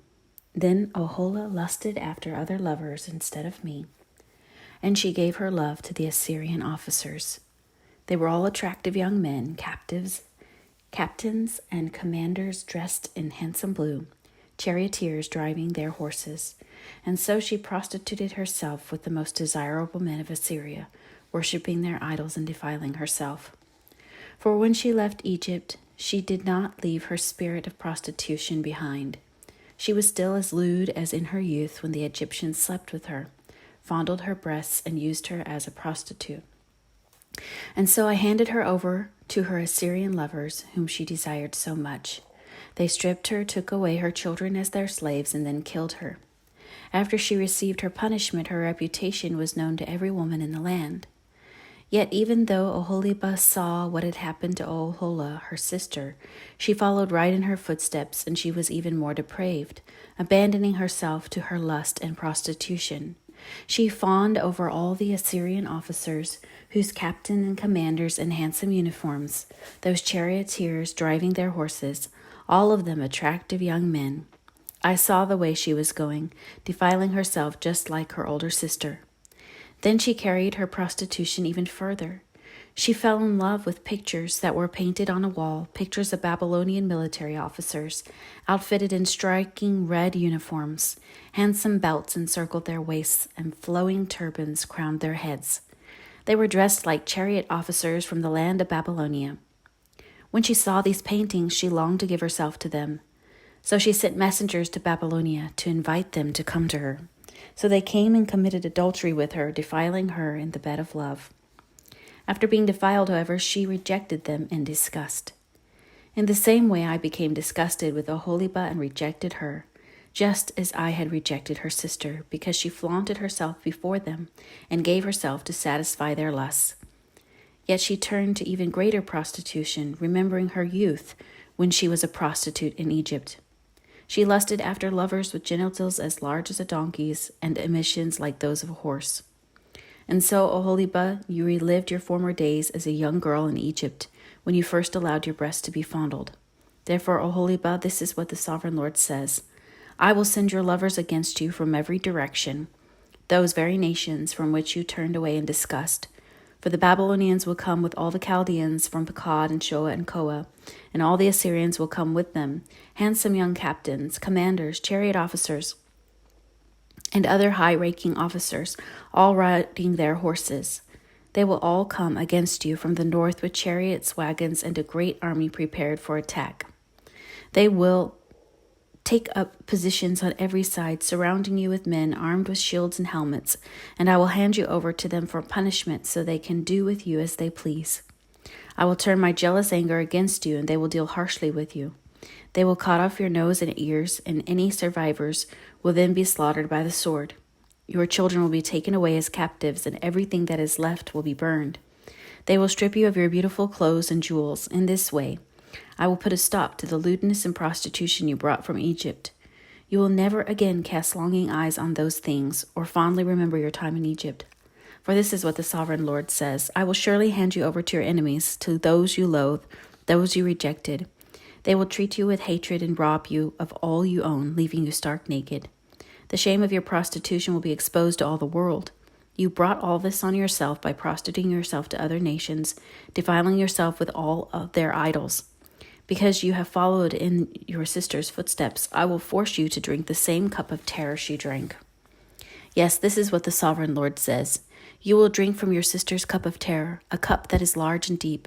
It is filled to the brim with scorn and derision. Drunkenness and anguish will fill you, for your cup is filled to the brim with distress and desolation, the same cup your sister Samaria drank. You will drain that cup of terror to the very bottom. Then you will smash it to pieces and beat your breast in anguish. I, the Sovereign Lord, have spoken. And because you have forgotten me and turned your back on me, this is what the Sovereign Lord says. You must bear the consequences of all your lewdness and prostitution. The Lord said to me, Son of man, you must accuse Ohola and Oholiba of their detestable sins. They have committed both adultery and murder. Adultery by worshipping idols, and murder by burning as sacrifices the children they bore to me. Furthermore, they have defiled my temple and violated my Sabbath day.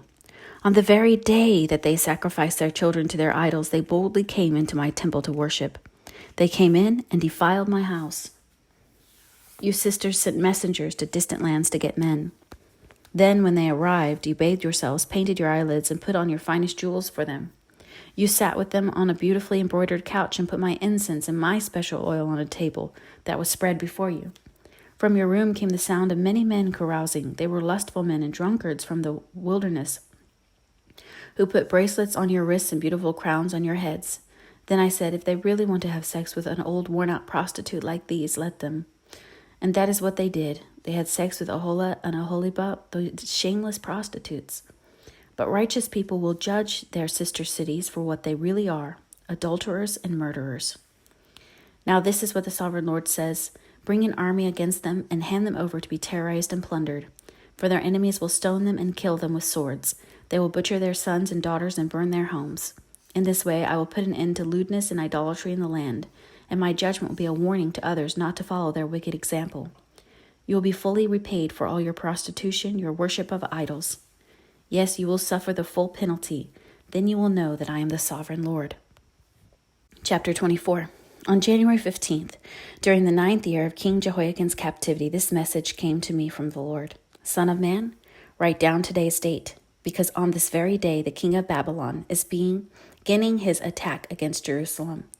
Then give these rebels an illustration with this message from the Sovereign Lord. Put a pot on the fire and pour in some water. Fill it with choice pieces of meat, the rump and the shoulder, and all the most tender cuts. Use only the best sheep from the flock and heap fuel on the fire beneath the pot.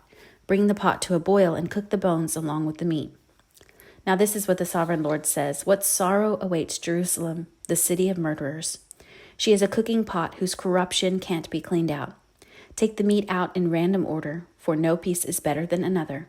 For the blood of her murderers is splashed on the rocks.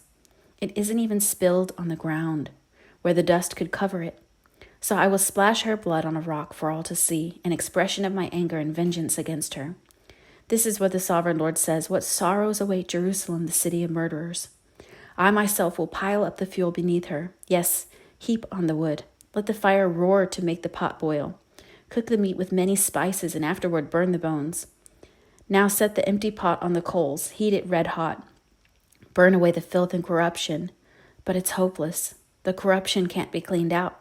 So throw it into the fire. Your impurity is your lewdness, and the corruption of your idolatry. I tried to cleanse you, but you refused. So now you will remain in your filth until my fury against you has been satisfied. I, the Lord, have spoken. The time has come, and I won't hold back. I will not change my mind, and I will have no pity on you. You will be judged on the basis of all your wicked actions, says the sovereign Lord. Then this message came to me from the Lord: Son of man, with one blow I will take away your dearest treasure. Yet you must not show any sorrow at her death. Do not weep. Let there be no tears. Groan silently, but let there be no wailing at her grave. Do not uncover your head or take off your sandals. Do not perform the usual rituals of mourning or accept any food brought to you by consoling friends.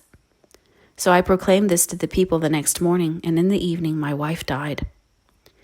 The next morning I did everything I had been told to do. Then the people asked, "What does all this mean? What are you trying to tell us?" So I said to them, "A message came to me from the Lord, and I was told to give this message to the people of Israel. This is what the sovereign Lord says: I will defile my temple, the source of your security and pride, the place your heart delights in. Your sons and daughters whom you left behind in Judea will be slaughtered by the sword. Then you will do as Ezekiel has done. You will not mourn in public or console yourselves by eating the food brought by friends. Your heads will remain covered, and your sandals will not be taken off. You will not mourn or weep, but you will waste away because of your sins. You will mourn privately for all the evil you have done. Ezekiel is an example for you. You will do just as he has done. And when that time comes, you will know that I am the sovereign Lord." Then the Lord said to me, "Son of man, on the day I take away their stronghold, their joy and glory, their heart's desire, their dearest treasure, I will also take away their sons and daughters. And on that day, a survivor from Jerusalem will come to you in Babylon and tell you what has happened. And when he arrives, your voice will suddenly return, so you can talk to him, and you will be a symbol for these people. Then they will know that I am the Lord." Chapter 25. Then this message came to me from the Lord: "Son of man, turn and face the land of Ammon and prophesy against its people. Give the Ammonites this message from the sovereign Lord. Hear the word of the sovereign Lord, because you cheered when my temple was defiled, mocked Israel in her desolation, and laughed at Judah as she went away into exile. I will allow nomads from the eastern deserts to overrun your country. They will set up their camps among you and pitch their tents on your land. They will harvest all your fruit and drink the milk from your livestock. And I will turn the city of Rabbah into a pasture for camels, and all the land of the Ammonites into a resting place for sheep and goats. Then you will know that I am the Lord. This is what the sovereign Lord says: because you clapped and danced and cheered with glee at the destruction of my people, I will raise my fist of judgment against you. I will give you as plunder to many nations. I will cut you off from being a nation and destroy you completely. Then you will know that I am the Lord. This is what the sovereign Lord says: because the people of Moab have said that Judah is just like all the other nations, I will open up their eastern flank and wipe out their glorious frontier towns, Beth Jeshimon, Baal Meon, and Kirithaim. And I will hand Moab over to nomads from the eastern deserts, just as I handed over Ammon. Yes, the Ammonites will no longer be counted among the nations. In the same way, I will bring my judgment down on the Moabites. Then they will know that I am the Lord. This is what the sovereign Lord says: the people of Edom have sinned greatly by avenging themselves against the people of Judah. Therefore, says the sovereign Lord, I will raise my fist of judgment against Edom. I will wipe out its people and animals with the sword. I will make a wasteland of everything from Teman to Dedan. I will accomplish this by the hand of my people of Israel. They will carry out my vengeance with anger, and Edom will know that this vengeance is from me. I, the sovereign Lord, have spoken. This is what the sovereign Lord says. The people of Philistia have acted against Judah out of bitter revenge and long-standing contempt. Therefore, this is what the sovereign Lord says. I will raise my fist of judgment against the land of the Philistines. I will wipe out the Kerethites and utterly destroy the people who live by the sea. I will execute terrible vengeance against them to punish them for what they have done. And when I have inflicted my revenge, they will know that I am the Lord. Chapter 26. On February 3rd, during the 12th year of King Jehoiakim's captivity, this message came to me from the Lord. Son of man, Tyre has rejoiced over the fall of Jerusalem, saying, Ha! She who was the gateway to the rich trade routes to the east has been broken, and I am the heir. Because she has been made desolate, I will become wealthy. Therefore, this is what the sovereign Lord says. I am your enemy, O Tyre, and I will bring many nations against you like the waves of the sea crashing against your shoreline. They will destroy the walls of Tyre and tear down its towers. I will scrape away its soil, and they will make it a bare rock. It will be just a rock in the sea, a place for fishermen to spread their nets. For I have spoken, says the sovereign Lord. Tyre will become the prey of many nations, and its mainland villages will be destroyed by the sword. Then they will know that I am the Lord. This is what the sovereign Lord says. From the north I will bring King Nebuchadnezzar of Babylon against Tyre. He is King of kings and brings his horses, chariots, charioteers, and great army. First he will destroy your mainland villages. Then he will attack you by building a siege wall, constructing a ramp, and raising a roof of shields against you. He will pound your walls with battering rams and demolish your towers with sledgehammers. The hooves of his horses will choke the city with dust, and the noise of the charioteers and chariot wheels will shake your walls as they storm through your broken gates. His horsemen will trample through every street in the city. They will butcher your people, and your strong pillars will topple. They will plunder all your riches and merchandise and break down your walls. They will destroy your lovely homes and dump your stones and timber and even your dust into the sea. I will stop the music of your songs. No more will the sound of harps be heard among your people. I will make your island a bare rock, a place for fishermen to spread their nets. You will never be rebuilt, for I, the Lord, have spoken. Yes, the sovereign Lord has spoken. This is what the sovereign Lord says to Tyre. The whole coastline will tremble at the sound of your fall, as the screams of the wounded echo in the continuing slaughter. All the seaport rulers will step down from their thrones and take off their royal robes and beautiful clothing. They will sit on the ground trembling with horror at your destruction. Then they will wail for you, singing this funeral song. O famous island city, once ruler of the sea, how you have been destroyed, your people with their naval power, once spread far around the world. Once spread fear around the world. Now the coastlines tremble at your fall. The islands are dismayed as you disappear. This is what the sovereign Lord says. I will make Tyre an uninhabited ruin.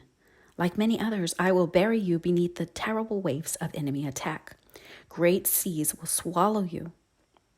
I will send you to the pit to join those who descended there long ago. Your city will lie in ruins, buried beneath the earth, like those in the pit who have entered the world of the dead. You will have no place of respect here in the land of the living. I will bring you to a terrible end, and you will exist no more. You will be looked for, but you will never again be found. I, the sovereign Lord, have spoken. Chapter 27. Then this message came to me from the Lord. Son of man, sing a funeral song for Tyre, that mighty gateway to the sea, the trading center of the world. Give Tyre this message from the sovereign Lord. You boasted, O Tyre, my beauty is perfect. You extended your boundaries into the sea. Your builders made your beauty perfect. You were like a great ship built of the finest cypress from Sinir. They took a cedar from Lebanon to make a mast for you. They carved your oars from the oaks of Bashan. Your deck of pine from the coasts of Cyprus was inlaid with ivory. Your sails were made of Egypt's finest linen, and they flew as a banner above you. You stood beneath blue and purple awnings, made bright with dyes from the coasts of Elisha. Your oarsmen came from Sidon and Arvad. Your helmsmen were skilled men from Tyre itself. Wise old craftsmen from Gebal did the caulking. Ships from every land came with goods to barter for your trade.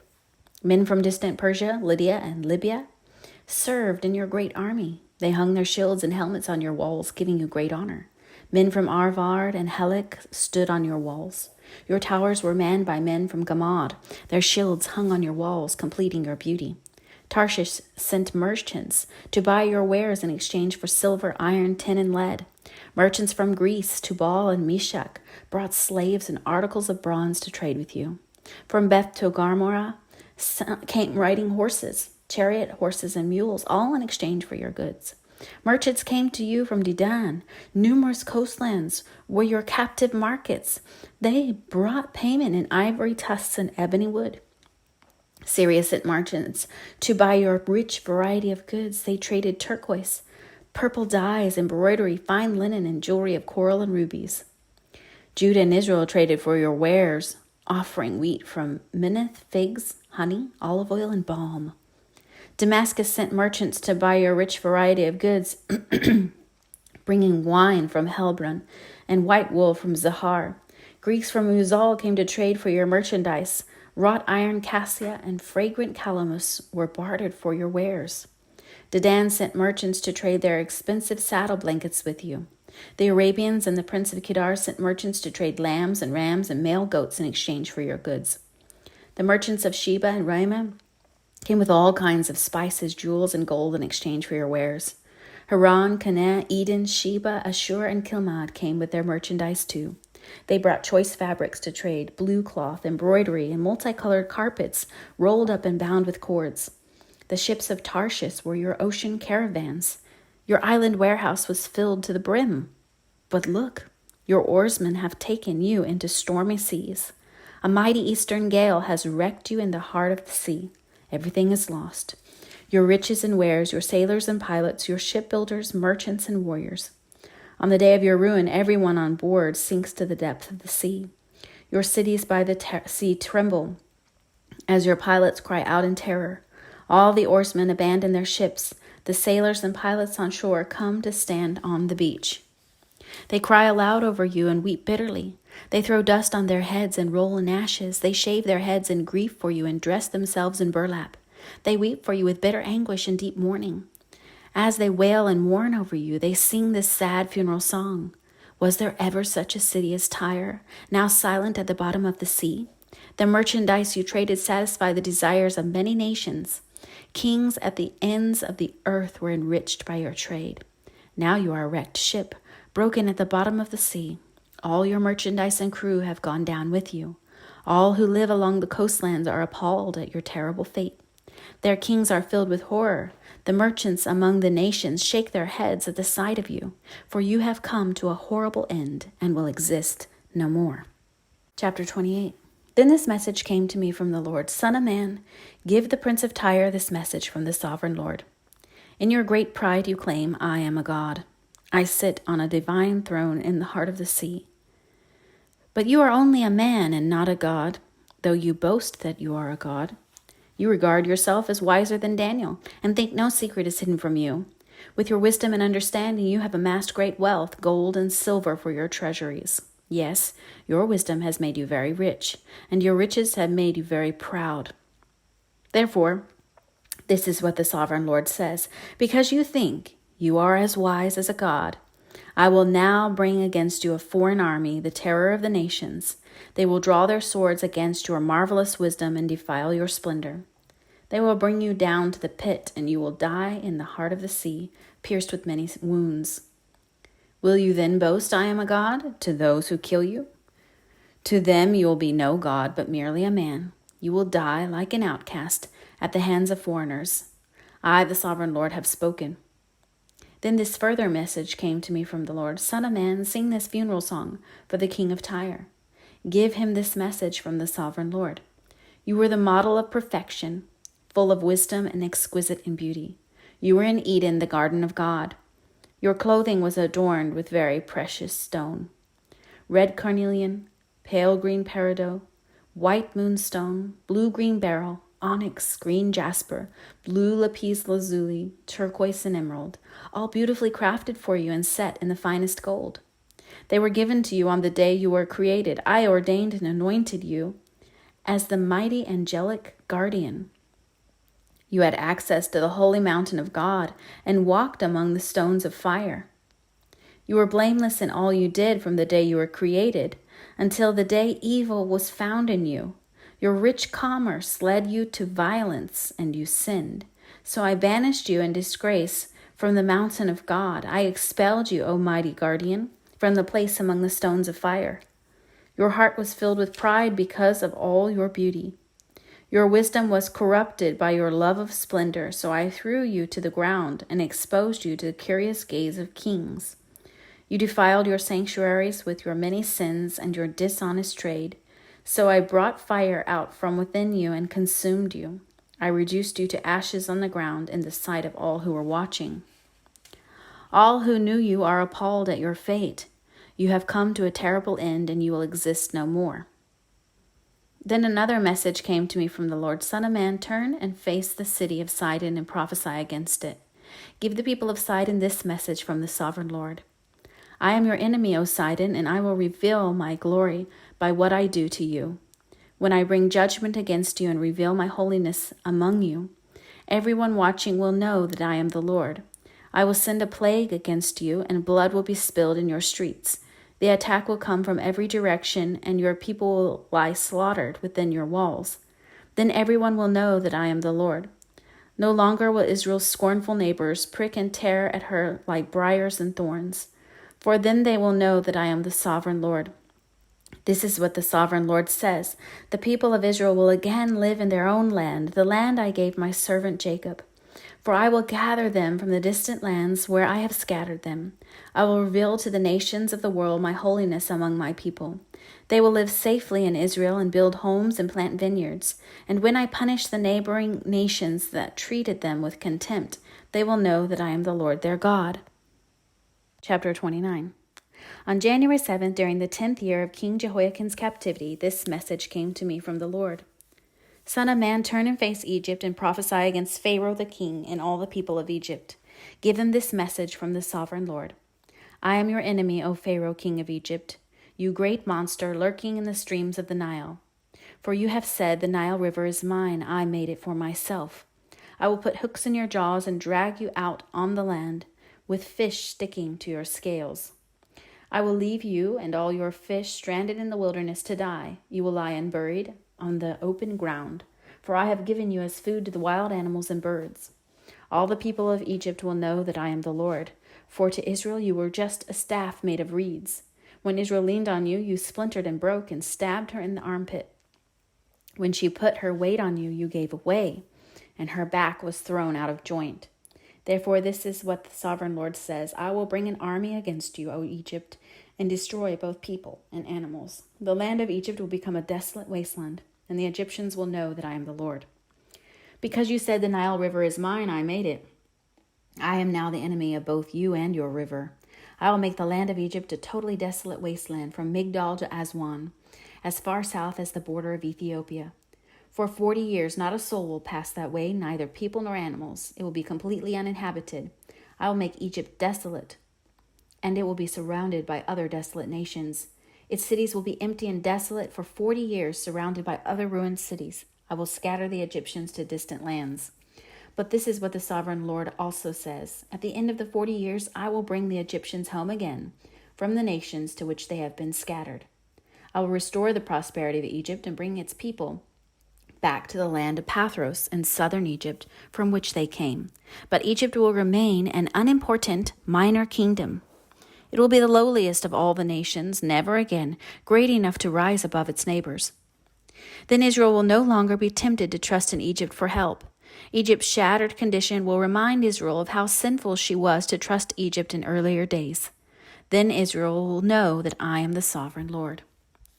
On April 26th, the first day of the new year, during the 27th year of King Jehoiakim's captivity, this message came to me from the Lord. Son of man, the army of King Nebuchadnezzar of Babylon fought so hard against Tyre that the warriors' heads were rubbed bare and their shoulders were raw and blistered.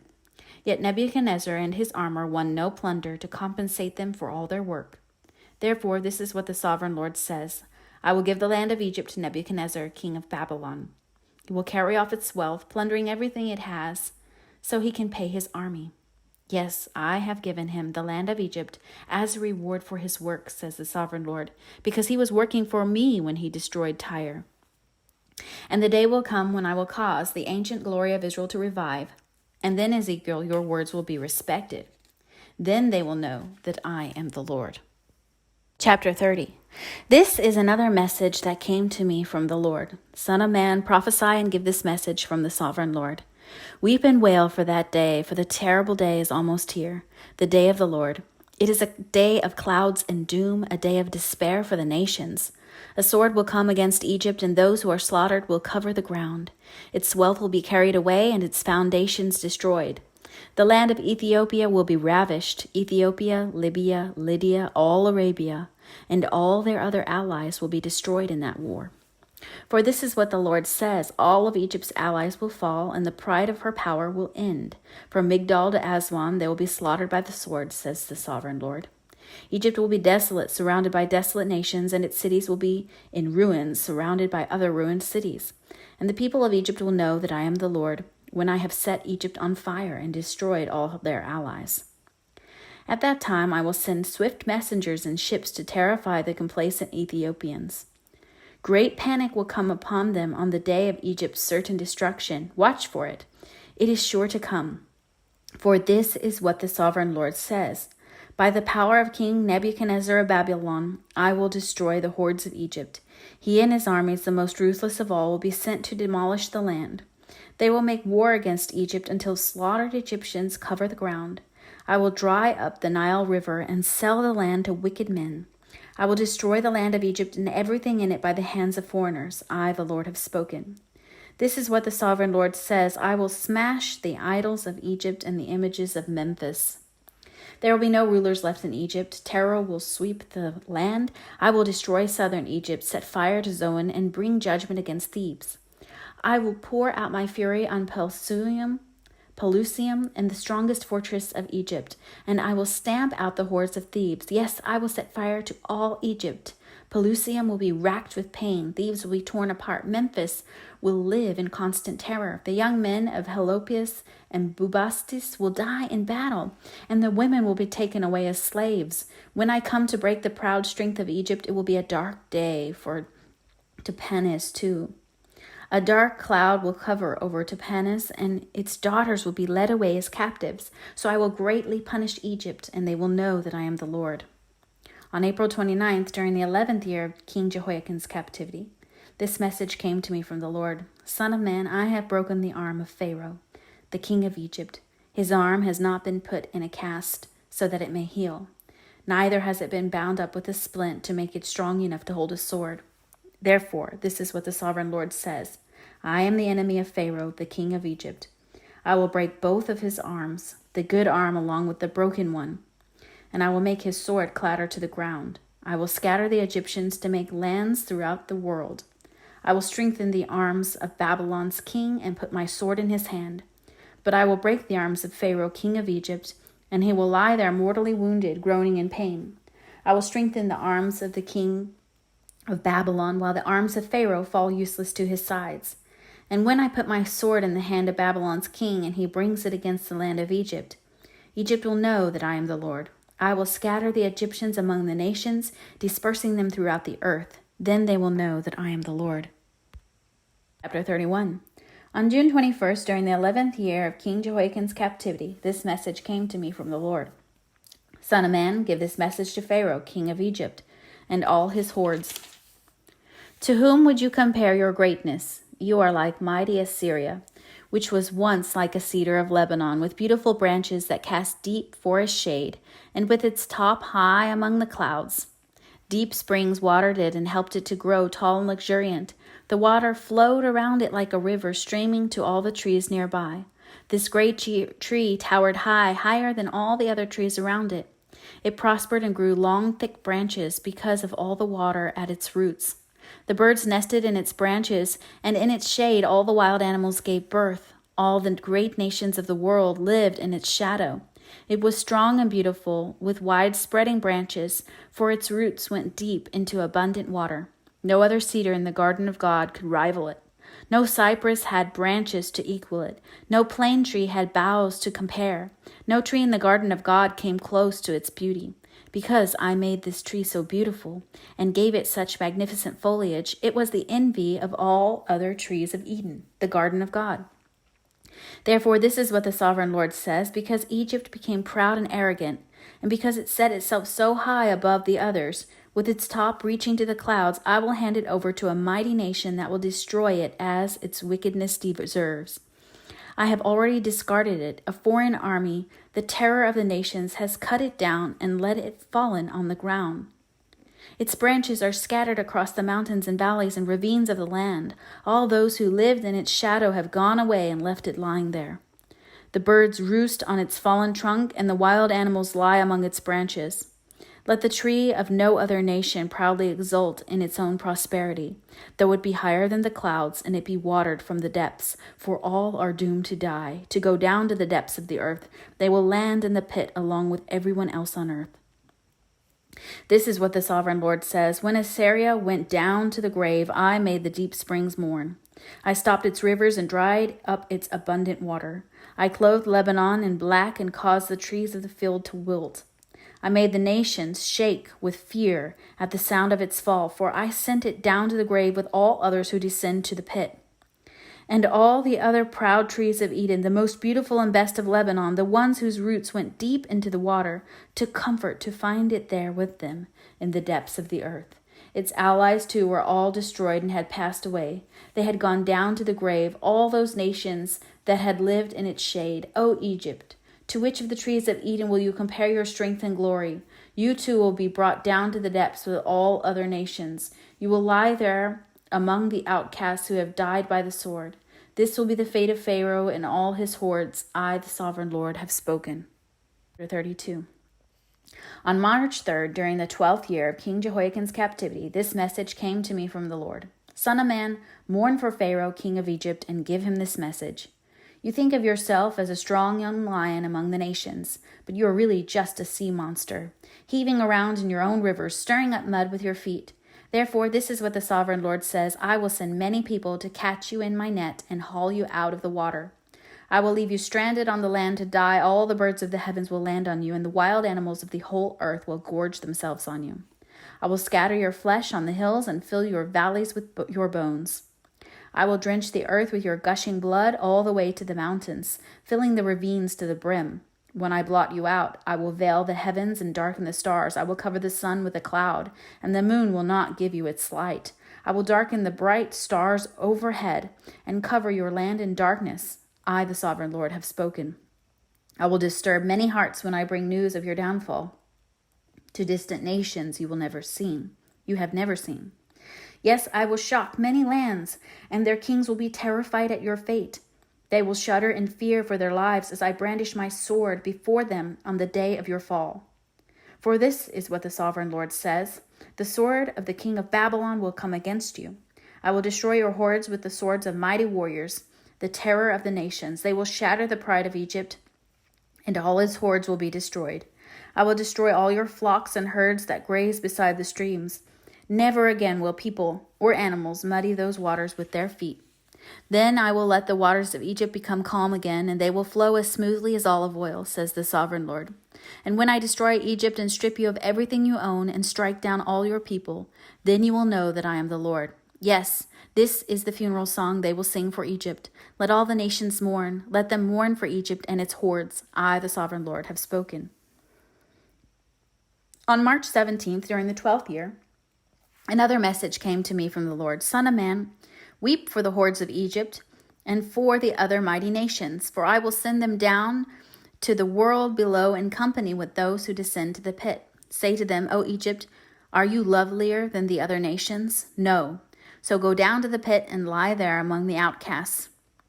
The Egyptians will fall with the many who have died by the sword, for the sword is drawn against them. Egypt and its hordes will be dragged away to their judgment.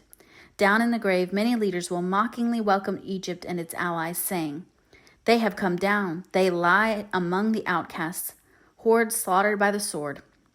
Assyria lies there, surrounded by the graves of its army, those who were slaughtered by the sword. Their graves are in the depths of the pit, and they are surrounded by their allies. They struck terror in the hearts of people everywhere, but now they have been slaughtered by the sword. Elam lies there, surrounded by the graves of all its hordes, those who were slaughtered by the sword. They struck terror in the hearts of people everywhere, but now they have descended as outcasts to the world below. Now they lie in the pit and share the shame of those who have gone before them.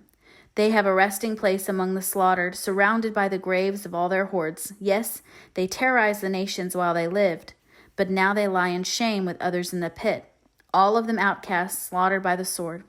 Meshach and Tubal are there, surrounded by the graves of all their hordes. They once struck terror in the heart of people everywhere, but now they are outcasts, all slaughtered by the sword. They are not buried in honor like their fallen heroes who went down to the grave, with their weapons, their shields covering their bodies, and their swords beneath their heads. Their guilt rests upon them because they brought terror to everyone while they were still alive. You too, Egypt, will lie crushed and broken among the outcasts, all slaughtered by the sword. Edom is there with its kings and princes, mighty as they were. They also lie among those slaughtered by the sword, with the outcasts who have gone down to the pit. All the princes of the north and the Sidonians are there with others who have died. Once a terror, they have been put to shame. They lie there as outcasts with others who were slaughtered by the sword. They share the shame of all who have descended to the pit. When Pharaoh and his entire army arrive, they will take comfort that he is not alone in having his hordes killed, says the sovereign Lord. Although I have caused this terror to fall upon all the living, Pharaoh and his hordes will lie there among the outcasts who were slaughtered by the sword. I, the Lord, have spoken. Chapter 33. Once again, a message came to me from the Lord. Son of man, give your people this message. When I bring an army against a country, the people of that land choose one of their own to be a watchman. When the watchman sees the enemy coming, he sounds the alarm to warn the people. Then if those who hear the alarm refuse to take action, it is their own fault if they die. They heard the alarm but ignored it, so the responsibility is theirs. If they had listened to the warning, they could have saved their lives. But if the watchman sees the enemy coming and doesn't sound the alarm to warn the people, he is responsible for their captivity. They will die in their sins, but I will hold the watchman responsible for their deaths. Now, son of man, I am making you a watchman for the people of Israel. Therefore, listen to what I say and warn them for me. If I announce that some wicked people are sure to die, and you fail to tell them to change their ways, then they will die in their sins, and I will hold you responsible for their deaths. But if you warn them to repent, and they don't repent, they will die in their sins, but you will have saved yourself. Son of man, give the people of Israel this message. You are saying, our sins are heavy upon us. We are wasting away. How can we survive? As surely as I live, says the sovereign Lord, I take no pleasure in the death of wicked people. I only want them to turn from their wicked ways so they can live. Turn from your wickedness, O people of Israel. Why should you die? Son of man, give your people this message. The righteous behavior of righteous people will not save them. If they turn to sin, nor will the wicked behavior of wicked people destroy them, if they repent and turn from their sins. When I tell righteous people that they will live, but then they sin, expecting their past righteousness to save them, then none of their righteous acts will be remembered. I will destroy them for their sins. And suppose I tell some wicked people that they will surely die, but then they turn from their sins and do what is just and right. For instance, they might give back a debtor's security, return what they have stolen, and obey my life-giving laws, no longer doing what is evil. If they do this, then they will surely live and not die. None of their past sins will be brought up again, for they have done what is just and right, and they will surely live. Your people are saying, the Lord isn't doing what's right, but it is they who are not doing what's right. For again I say, when righteous people turn away from their righteous behavior and turn to evil, they will die. But if wicked people turn from their wickedness and do what is just and right, they will live. O people of Israel, you are saying, the Lord isn't doing what's right, but I judge each of you according to your deeds. On January 8th, during the 12th year of our captivity, a survivor from Jerusalem came to me and said, the city has fallen. The previous evening the Lord had taken hold of me and given me back my voice, so I was able to speak when this man arrived the next morning. Then this message came to me from the Lord. Son of man, the scattered remnants of Israel living among the ruined cities keep saying, Abraham was only one man, yet he gained possession of the entire land. We are many. Surely the land has been given to us as a possession. So tell these people, this is what the sovereign Lord says. You eat meat with blood in it. You worship idols and you murder the innocent. Do you really think the land should be yours? Murderers, idolaters, adulterers, should the land belong to you? Say to them, this is what the sovereign Lord says. As surely as I live, those living in the ruins will die by the sword, and I will send wild animals to eat those living in the open fields. Those hiding in the forts and caves will die of disease. I will completely destroy the land and demolish her pride. Her arrogant power will come to an end. The mountains of Israel will be so desolate that no one will even travel through them. When I have completely destroyed the land because of their detestable sins, then they will know that I am the Lord. Son of man, your people talk about you in their houses and whisper about you at the doors. They say to each other, come on, let's go hear the prophet tell us what the Lord is saying. So my people come pretending to be sincere and sit before you. They listen to your words, but they have no intention of doing what you say. Their mouths are full of lustful words, and their hearts seek only after money. You are very entertaining to them, like someone who sings love songs with a beautiful voice or plays fine music on an instrument. They hear what you say, but they don't act on it. But when all these terrible things happen to them, as they certainly will, then they will know a prophet has been among them. Chapter 34. Then this message came to me from the Lord. Son of man, prophesy against the shepherds, the leaders of Israel. Give them this message from the sovereign Lord. What sorrow awaits you shepherds who feed yourselves instead of your flocks? Shouldn't shepherds feed their sheep? You drink the wine, wear the wool, and butcher the best animals, but you let your flocks starve. You have not taken care of the weak. You have not tended the sick or bound up the injured. You have not gone looking for those who have wandered away and are lost. Instead, you have ruled them with harshness and cruelty. So my sheep have been scattered without a shepherd, and they are easy prey for any wild animal. They have wandered through all the mountains and the hills, across the face of the earth, yet no one has gone to search for them. Therefore, you shepherds, hear the word of the Lord. As surely as I live, says the sovereign Lord, you abandoned my flock and left them to be attacked by every wild animal. And though you were my shepherds, you didn't search for my sheep when they were lost. You took care of yourselves and left the sheep to starve. Therefore, you shepherds, hear the word of the Lord. This is what the sovereign Lord says. I now consider these shepherds my enemies, and I will hold them responsible for what has happened to my flock. I will take away their right to feed the flock, and I will stop them from feeding themselves. I will rescue my flock from their mouths. The sheep will no longer be their prey. For this is what the sovereign Lord says, I myself will search and find my sheep. I will be like a shepherd looking for his scattered flock. I will find my sheep and rescue them from all the places where they were scattered on that dark and cloudy day. I will bring them back home to their own land of Israel from among the peoples and nations. I will feed them on the mountains of Israel by the rivers and in all the places where people live. Yes, I will give them good pasture land on the high hills of Israel. There they will lie down in pleasant places and feed in the lush pastures of the hills. I myself will tend my sheep and give them a place to lie down in peace, says the sovereign Lord. I will search for my lost ones who strayed away, and I will bring them safely home again. I will bandage the injured and strengthen the weak, but I will destroy those who are fat and powerful. I will feed them, yes, feed them justice. As for you, my flock, this is what the sovereign Lord says to his people. I will judge between one animal of the flock and another, separating the sheep from the goats.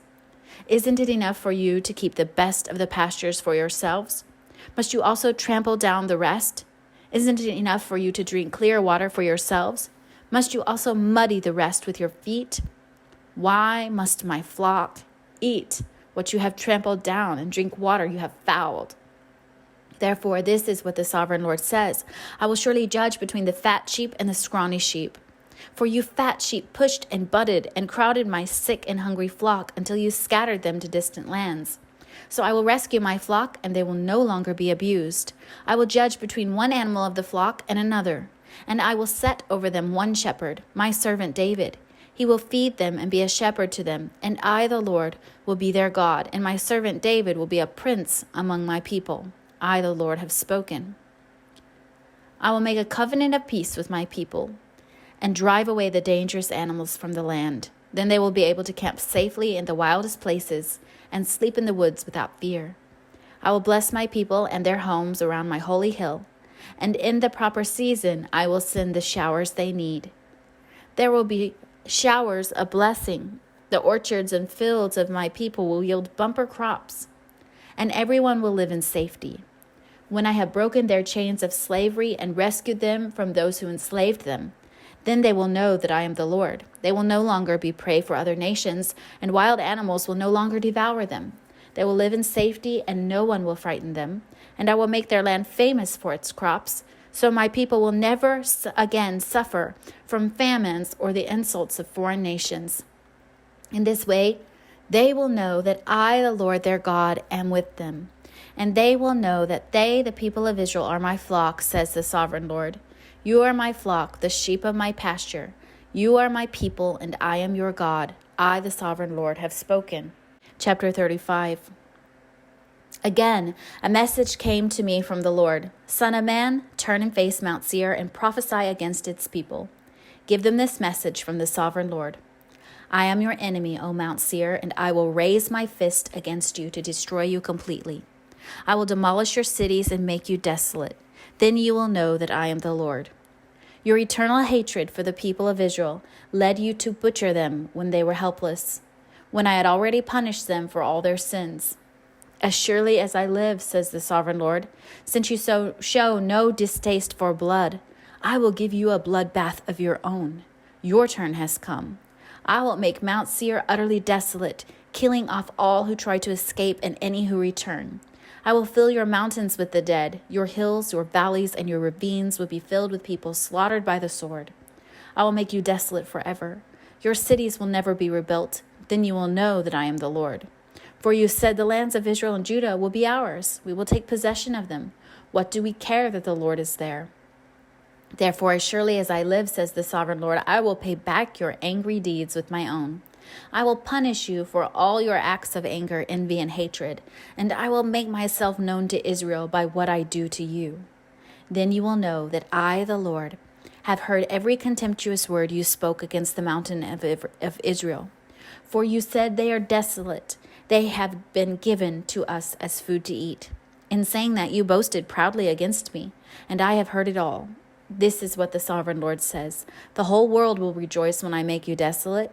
You rejoiced at the desolation of Israel's territory.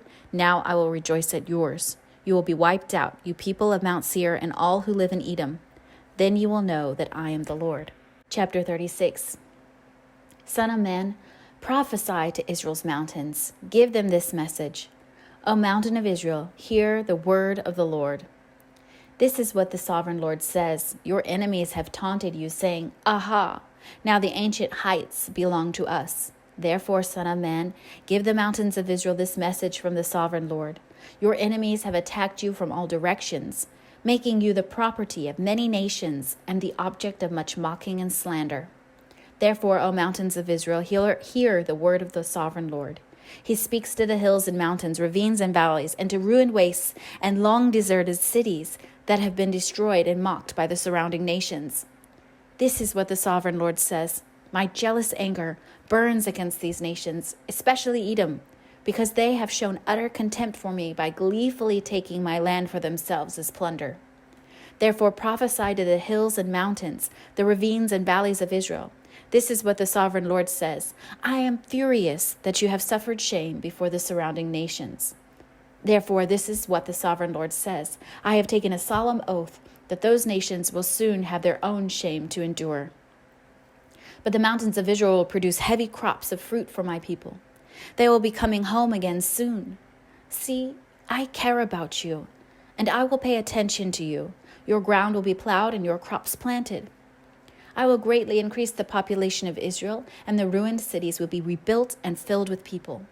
I will increase not only the people, but also your animals. O mountains of Israel, I will bring people to live on you once again. I will make you even more prosperous than you were before. Then you will know that I am the Lord. I will cause my people to walk on you once again, and you will be their territory. You will never again rob them of their children. This is what the sovereign Lord says. The other nations taunt you, saying, Israel is a land that devours its own people and robs them of their children. But you will never again devour your people or rob them of their children, says the sovereign Lord. I will not let you hear those other nations insult you, and you will no longer be mocked by them. You will not be a land that causes its nation to fall, says the sovereign Lord. Then this further message came to me from the Lord. Son of man, when the people of Israel were living in their own land, they defiled it by the evil way they lived. To me, their conduct was as unclean as a woman's menstrual cloth. They polluted the land with murder and the worship of idols, so I poured out my fury on them. I scattered them to many lands to punish them for the evil way they had lived. But when they were scattered among the nations, they brought shame on my holy name. For the nations said, These are the people of the Lord, but he couldn't keep them safe in his own land. Then I was concerned for my holy name, on which my people brought shame among the nations. Therefore give the people of Israel this message from the sovereign Lord. I am bringing you back, but not because you deserve it. I am doing it to protect my holy name, on which you brought shame while you were scattered among the nations. I will show how holy my great name is, the name on which you brought shame among the nations. And when I reveal my holiness through you before their very eyes, says the sovereign Lord, then the nations will know that I am the Lord. For I will gather you up from all the nations and bring you home again to your land. Then I will sprinkle clean water on you, and you will be clean. Your filth will be washed away, and you will no longer worship idols. And I will give you a new heart, and I will put a new spirit in you. I will take out your stony, stubborn heart and give you a tender, responsive heart. And I will put my spirit in you, so that you will follow my decrees and be careful to obey my regulations. And you will live in Israel, the land I gave your ancestors long ago. You will be my people, and I will be your God. I will cleanse you of your filthy behavior. I will give you good crops of grain, and I will send no more famines on the land. I will give you great harvests from your fruit trees and fields, and never again will the surrounding nations be able to scoff at your land for its famines. Then you will remember your past sins and despise yourselves for all the detestable things you did. But remember, says the sovereign Lord, I am not doing this because you deserve it. O my people of Israel, you should be utterly ashamed of all you have done. This is what the sovereign Lord says. When I cleanse you from your sins, I will repopulate your cities, and the ruins will be rebuilt. The fields that used to lie empty and desolate in plain view of everyone will again be farmed. And when I bring you back, people will say, This former wasteland is now like the Garden of Eden. The abandoned and ruined cities now have strong walls and are filled with people. Then the surrounding nations that survive will know that I, the Lord, have rebuilt the ruins and replanted the wasteland. For I, the Lord, have spoken, and I will do what I say. This is what the sovereign Lord says. I am ready to hear Israel's prayers and to increase their numbers like a flock. They will be as numerous as the sacred flocks that fill Jerusalem's streets at the time of her festivals. The ruined cities will be crowded with people once more, and everyone will know that I am the Lord. Chapter 37. The Lord took hold of me, and I was carried away by the Spirit of the Lord to a valley filled with bones. He led me all around among the bones that covered the valley floor. They were scattered everywhere across the ground and were completely dried out. Then he asked me, Son of man, can these bones become living people again? O sovereign Lord, I replied, you alone know the answer to that. Then he said to me, Speak a prophetic message to these bones and say, Dry bones, listen to the word of the Lord. This is what the sovereign Lord says. Look, I am going to put breath into you and make you live again. I will put flesh and muscles on you and cover you with skin. I will put breath into you, and you will come to life. Then you will know that I am the Lord." So I spoke this message just as he told me. Suddenly, as I spoke, there was a rattling noise all across the valley. The bones of each body came together and attached themselves as complete skeletons. Then, as I watched, muscles and flesh formed over the bones. The skin formed to cover their bodies, but they still had no breath in them. Then he said to me, "Speak a prophetic message to the winds, Son of Man. Speak a prophetic message and say, 'This is what the sovereign Lord says. Come, O breath from the four winds, breathe into these dead bodies so they may live again.'" So I spoke the message as he commanded me, and breath came into their bones. They all came to life and stood up on their feet, a great army. Then he said to me, "Son of man, these bones represent the people of Israel. They are saying, 'We have become old, dry bones. All hope is gone. Our nation is finished.' Therefore prophesy to them and say, 'This is what the sovereign Lord says. O my people, I will open your graves of exile and cause you to rise again. Then I will bring you back to the land of Israel. When this happens, O my people, you will know that I am the Lord. I will put my spirit in you, and you will live again and return home to your own land. Then you will know that I, the Lord, have spoken, and I have done what I said. Yes, the Lord has spoken." Again a message came to me from the Lord, "Son of man, take a piece of wood and carve on it these words." This represents Judah and its allied tribes. "Then take another piece and carve these words on it." This represents Ephraim and the northern tribes of Israel. "Now hold them together in your hand, as if they were one piece of wood. When your people ask what your actions mean, say to them, 'This is what the sovereign Lord says. I will take Ephraim and the northern tribes and join them to Judah. I will make them one piece of wood in my hand.' Then hold out the pieces of wood you have inscribed, so the people can see them, and give them this message from the sovereign Lord. I will gather the people of Israel from among the nations. I will bring them home to their own land from the places where they have been scattered. I will unify them into one nation on the mountains of Israel. One king will rule them all. No longer will they be divided into two nations or into two kingdoms. They will never again pollute themselves with their idols and vile images and rebellion, for I will save them from their sinful apostasy. I will cleanse them. Then they will truly be my people, and I will be their God. My servant David will be their king, and they will have only one shepherd. They will obey my regulations and be careful to keep my decrees. They will live in the land I gave my servant Jacob, the land where their ancestors lived.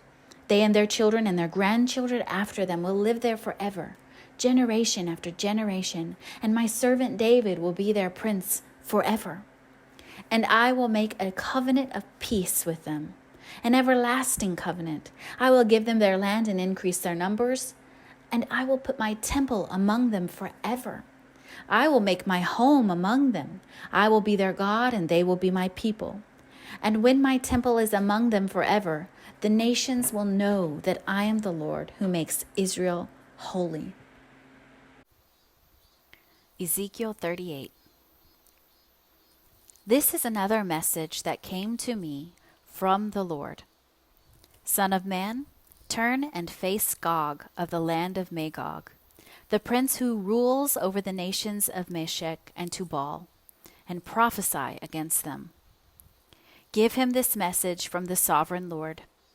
Gog, I am your enemy.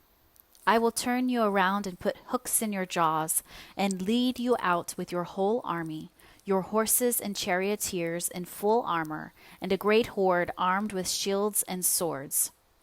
Persia, Ethiopia, and Libya will join you too with all their weapons. Gomer and all its armies will also join you, along with the armies of Beth Togarmah from the distant north and many others. Get ready, be prepared, keep all the armies around you mobilized and take command of them. A long time from now you will be called into action. In the distant future you will swoop down on the land of Israel, which will be enjoying peace after recovering from war and after its people have returned from many lands to the mountains of Israel. You and all your allies, a vast and awesome army, will roll down on them like a storm and cover the land like a cloud. This is what the Sovereign Lord says. At that time, evil thoughts will come to your mind, and you will devise a wicked scheme. You will say, Israel is an unprotected land filled with unwalled villages. I will march against her and destroy these people who live in such confidence. I will go to those formerly desolate cities that are now filled with people who have returned from exile in many nations. I will capture vast amounts of plunder, for the people are rich with livestock and other possessions now. They think the whole world revolves around them. But Sheba and Dedan and the merchants of Tarshish will ask, do you really think the armies you have gathered can rob them of silver and gold? Do you think you can drive away their livestock and seize their goods and carry off plunder? Therefore, Son of Man, prophesy against Gog. Give him this message from the Sovereign Lord. When my people are living in peace in their land, then you will rouse yourself. You will come from your homeland in the distant north with your vast cavalry and your mighty army, and you will attack my people Israel, covering their land like a cloud. At that time in the distant future, I will bring you against my land as everyone watches, and my holiness will be displayed by what happens to you, Gog. Then all the nations will know that I am the Lord. This is what the Sovereign Lord asks. Are you the one I was talking about long ago when I announced through Israel's prophets that in the future I would bring you against my people? But this is what the Sovereign Lord says. When Gog invades the land of Israel, my fury will boil over. In my jealousy and blazing anger, I promise a mighty shaking in the land of Israel on that day. All living things, the fish in the sea, the birds of the sky, the animals of the field, the small animals that scurry along the ground, and all the people on earth will quake in terror at my presence. Mountains will be thrown down, cliffs will crumble, walls will fall to the earth. I will summon the sword against you on all the hills of Israel, says the Sovereign Lord. Your men will turn their swords against each other. I will punish you and your armies with disease and bloodshed. I will send torrential rain, hailstones, fire, and burning sulfur. In this way I will show my greatness and holiness, and I will make myself known to all the nations of the world. Then they will know that I am the Lord. Chapter 39. Son of man, prophesy against Gog. Give him this message from the Sovereign Lord. I am your enemy, O Gog, ruler of the nations of Meshech and Tubal. I will turn you around and drive you toward the mountains of Israel, bringing you from the distant north. I will knock the bow from your left hand and the arrows from your right hand, and I will leave you helpless. You and your army and your allies will all die on the mountains. I will feed you to the vultures and wild animals. You will fall in the open fields, for I have spoken, says the Sovereign Lord. And I will rain down fire on Magog and on all your allies who live safely on the coasts. Then they will know that I am the Lord. In this way, I will make known my holy name among my people of Israel. I will not let anyone bring shame on it. And the nations too will know that I am the Lord, the Holy One of Israel. That day of judgment will come, says the Sovereign Lord. Everything will happen just as I have declared it. Then the people in the towns of Israel will go out and pick up your small and large shields, bows and arrows, javelins and spears, and they will use them for fuel. There will be enough to last them 7 years. They won't need to cut wood from the fields or forests, for these weapons will give them all the fuel they need. They will plunder those who plan to plunder them, and they will rob those who planned to rob them, says the Sovereign Lord. And I will make a vast graveyard for Gog and his hordes in the valley of the travelers, east of the Dead Sea. It will block the way of those who travel there, and they will change the name of the place to the Valley of Gog's Hordes. They will take 7 months for the people of Israel to bury the bodies and cleanse the land. Everyone in Israel will help, for it will be a glorious victory for Israel when I demonstrate my glory on that day, says the Sovereign Lord. After 7 months, teams of men will be appointed to search the land for skeletons to bury, so the land will be made clean again. Whenever bones are found, a marker will be set up, so the burial crews can take them to be buried in the valley of Gog's hordes. There will be a town there named Hamona, which means horde, and so the land will finally be cleansed. And now, Son of Man, this is what the Sovereign Lord says. Call all the birds and wild animals. Say to them, gather together for my great sacrificial feast. Come from far and near to the mountains of Israel, and there eat flesh and drink blood. Eat the flesh of mighty men and drink the blood of princes, as though they were rams, lambs, goats, and bulls, all fattened animals from Bashan. Gorge yourselves with flesh until you are glutted. Drink blood until you are drunk. This is a sacrificial feast I have prepared for you. Feast at my banquet table, feast on horses and charioteers, on mighty men and all kinds of valiant warriors, says the Sovereign Lord.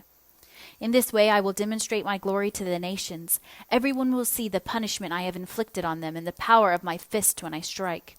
And from that time on, the people of Israel will know that I am the Lord their God. The nations then will know that why Israel was sent away to exile. It was punishment for sin. They were unfaithful to their God. Therefore I turned away from them and let their enemies destroy them. I turned my face away and punished them because of their defilement and their sins. So now, this is what the Sovereign Lord says. I will end the captivity of my people. I will have mercy on all Israel, for I jealously guard my holy reputation. They will accept responsibility for their past shame and unfaithfulness after they come home to live in peace in their own land, and no one to bother them.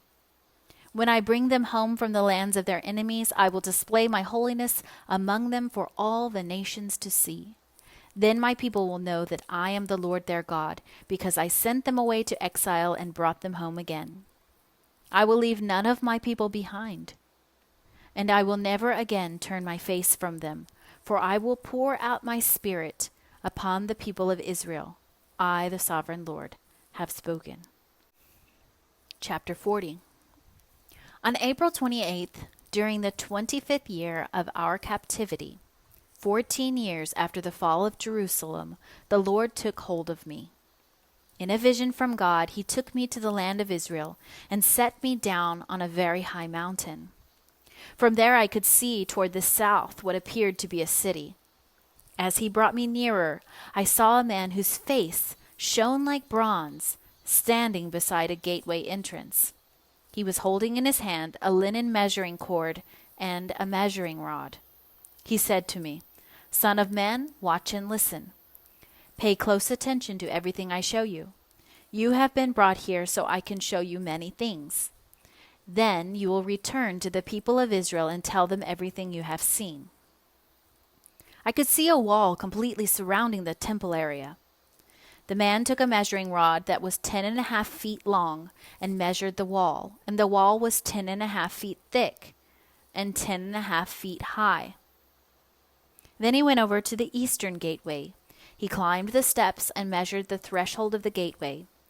It was 10.5 feet front to back. There were guard alcoves on each side built into the gateway passage. Each of these alcoves was 10.5 feet square, with a distance between them of 8 3/4 feet along the passage wall. The gateway's inner threshold, which led to the entry room at the inner end of the gateway passage, was 10.5 feet front to back. He also measured the entry room of the gateway. It was 14 feet across with supporting columns 3.5 feet thick. This entry room was at the inner end of the gateway structure, facing toward the temple. There were 3 guard alcoves on each side of the gateway passage. Each had the same measurements, and the dividing walls separating them were also identical. The man measured the gateway entrance, which was 17.5 feet wide at the opening, and 22 3/4 feet wide in the gateway passage. In front of each of the guard alcoves was a 21-inch curb. The alcoves themselves were 10.5 feet on each side. Then he measured the entire width of the gateway, measuring the distance between the back walls of facing guard alcoves. This distance was 43 3/4 feet. He measured the dividing walls all along the inside of the gateway up to the entry room of the gateway. This distance was 105 feet. The full length of the gateway passage was 87.5 feet from one end to the other. There were recessed windows that narrowed inward through the walls of the guard alcoves and their dividing walls. There were also windows in the entry room. The surfaces of the dividing walls were decorated with carved palm trees. Then the man brought me through the gateway into the outer court of the temple. A stone pavement ran along the walls of the courtyard, and 30 rooms were built against the walls, opening onto the pavement. This pavement flanked the gates and extended out from the walls into the courtyard the same distance as the gateway entrance. This was the lower pavement. Then the man measured across the temple's outer courtyard between the outer and inner gates. The distance was 175 feet. The man measured the gateway on the north just like the one on the east. Here, too, there were 3 guard alcoves on each side, with dividing walls and an entry room. All the measurements matched those of the east gateway. The gateway passage was 87.5 feet long and 43 3/4 feet wide between the back walls of facing guard alcoves. The windows, the entry room, and the palm tree decorations were identical to those in the east gateway. There were 7 steps leading up to the gateway entrance, and the entry room was at the inner end of the gateway passage. Here on the north side, just as on the east, there was another gateway leading to the temple's inner courtyard, directly opposite this outer gateway. The distance between the 2 gateways was 175 feet. Then the man took me around to the south gateway and measured its various parts, and they were exactly the same as in the others. He had windows along the walls as the others did, and there was an entry room where the gateway passage opened into the outer courtyard. And like the others, the gateway passage was 87.5 feet long and 43 3/4 feet wide between the back walls of facing and guard alcoves. This gateway also had a stairway of 7 steps leading up to it, and an entry room at the inner end, and palm tree decorations along the dividing walls. And here again, directly opposite the outer gateway, was another gateway that led into the inner courtyard. The distance between the 2 gateways was 175 feet. Then the man took me to the south gateway leading into the inner courtyard. He measured it, and it had the same measurements as the other gateways. Its guard alcoves, dividing walls, and entry room were the same size as those in the others. It also had windows along its walls and in the entry room. And like the others, the gateway passage was 87.5 feet long and 43 3/4 feet wide. The entry rooms of the gateways leading into the inner courtyard were 14 feet across and 43 3/4 feet wide. The entry room to the south gateway faced into the outer courtyard. It had palm tree decorations on its columns, and there were 8 steps leading to its entrance. Then he took me to the east gateway leading to the inner courtyard. He measured it, and it had the same measurements as the other gateways. Its guard alcoves, dividing walls, and entry room were the same size as those of the others, and there were windows along the walls and in the entry room. The gateway passage measured 87.5 feet and 43 3/4 feet wide. Its entry room faced into the outer courtyard. It had palm tree decorations on its columns, and there were 8 steps leading to its entrance. Then he took me around to the north gateway leading to the inner courtyard. He measured it, and it had the same measurements as the other gateways. The guard alcoves, dividing walls, and entry room of this gateway had the same measurements as in the others and the same window arrangements. The gateway passage measured 87.5 feet long and 43 3/4 feet wide. Its entry room faced into the outer courtyard, and it had palm tree decorations on the columns. There were 8 steps leading to its entrance. A door led from the entry room of one of the inner gateways into a side room where the meat for sacrifices was washed. On each side of this entry room were 2 tables where the sacrificial animals were slaughtered for the burnt offerings, sin offerings, and guilt offerings.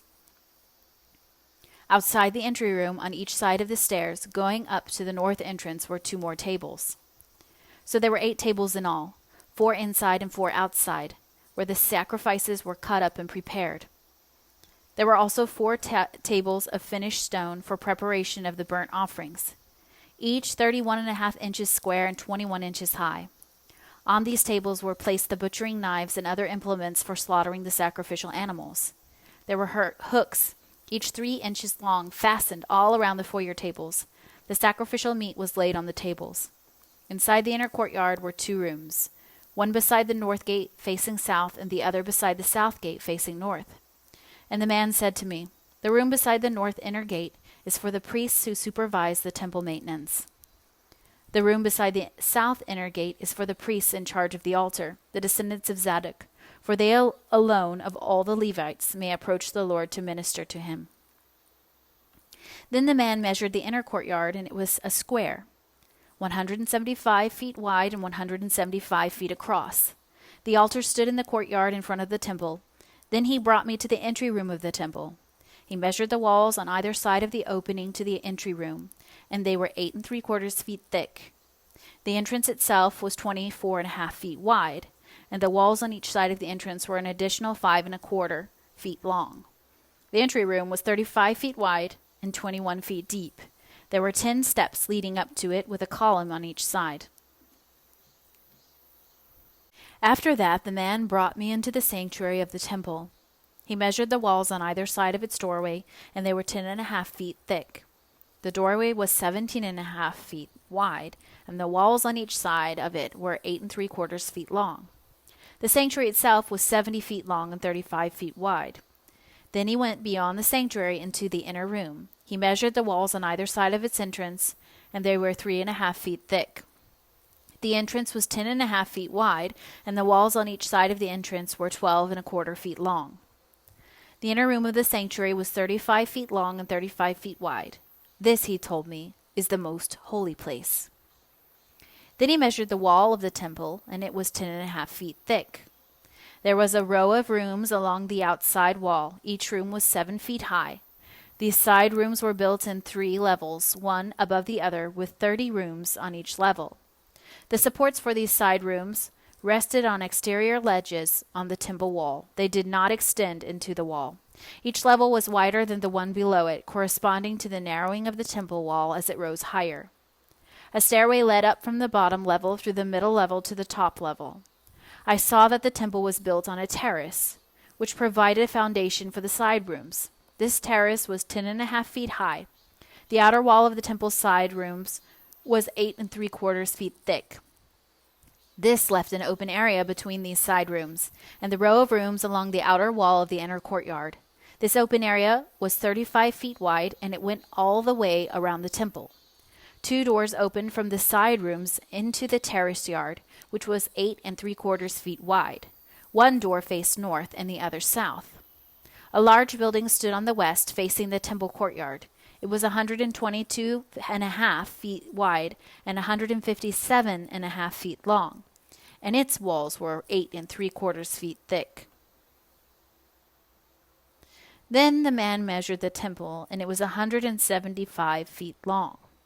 The courtyard around the building, including its walls, was an additional 175 feet in length. The inner courtyard to the east of the temple was also 175 feet wide. The building to the west, including its 2 walls, was also 175 feet wide. The sanctuary, the inner room, and the entry room of the temple were all paneled with wood, as were the frames of the recessed windows. The inner walls of the temple were paneled with wood above and below the windows. The space above the door leading into the inner room and its walls inside and out were also paneled. All the walls were decorated with carvings of cherubim, each with 2 faces, and there was a carving of a palm tree between each of the cherubim. One face, that of a man, looking toward the palm tree on one side. The other face, that of a young lion, looking toward the palm tree on the other side. The figures were carved all along the inside of the temple, from the floor to the top of the walls, including the outer wall of the sanctuary. There were square columns at the entrance to the sanctuary, and the ones at the entrance of the most holy place were similar. There was an altar made of wood, a quarter feet high and 3.5 feet across. Its corners, base, and sides were all made of wood. This, the man told me, is the table that stands in the Lord's presence. Both the sanctuary and the most holy place had double doorways, each with 2 swinging doors. The doors leading into the sanctuary were decorated with carved cherubim and palm trees, just as on the walls, and there was a wooden roof at the front of the entry room to the temple. On both sides of the entry room were recessed windows decorated with carved palm trees. The side rooms along the outside wall also had roofs. Chapter 42. Then the man led me out of the temple courtyard by way of the north gate. We entered the outer courtyard and came to a group of rooms against the north wall of the inner courtyard. This structure, whose entrance opened toward the north, was 175 feet long and 87.5 feet wide. One block of the rooms overlooked the 35-foot width of the inner courtyard. Another block of rooms looked out onto the pavement of the outer courtyard. The 2 blocks were built 3 levels high and stood across from each other. Between the 2 blocks of rooms ran a walkway 17.5 feet wide. It extended the entire 175 feet of the complex, and all the doors faced north. Each of the 2 upper levels of rooms was narrower than the one beneath it, because the upper levels had to allow space for walkways in front of them.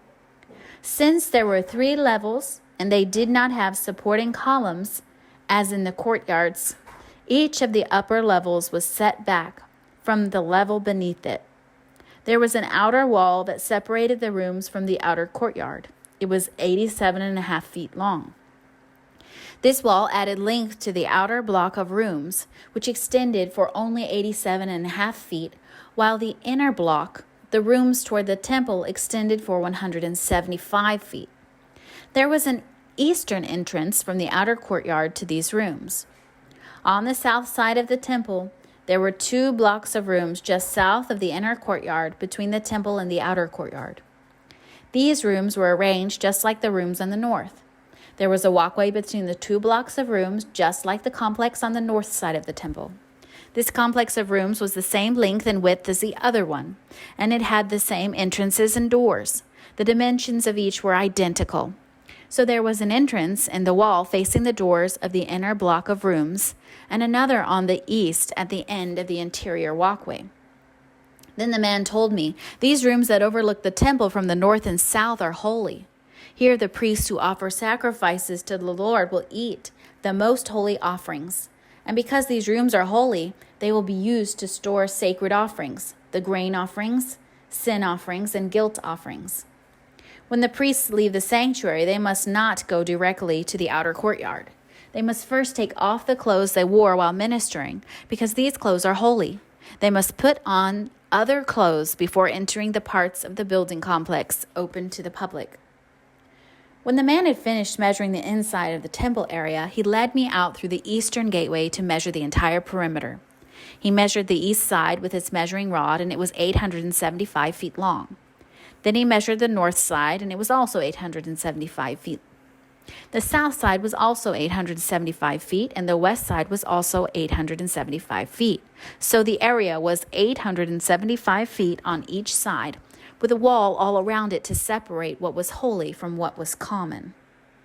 Chapter 43. After this, the man brought me back around to the east gateway. Suddenly, the glory of the God of Israel appeared from the east. The sound of his coming was like the roar of rushing waters, and the whole landscape shone with his glory. This vision was just like the others I had seen, first by the Kebar River, and then when he came to destroy Jerusalem. I fell face down on the ground, and the glory of the Lord came into the temple through the east gateway. Then the Spirit took me up and brought me into the inner courtyard, and the glory of the Lord filled the temple. And I heard someone speaking to me from within the temple, while the man who had been measuring stood beside me. The Lord said to me, "Son of man, this is the place of my throne, and the place where I will rest my feet. I will live here forever among the people of Israel.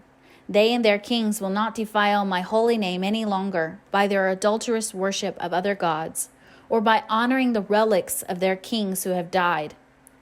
They put their idol altars right next to mine, with only a wall between them and me.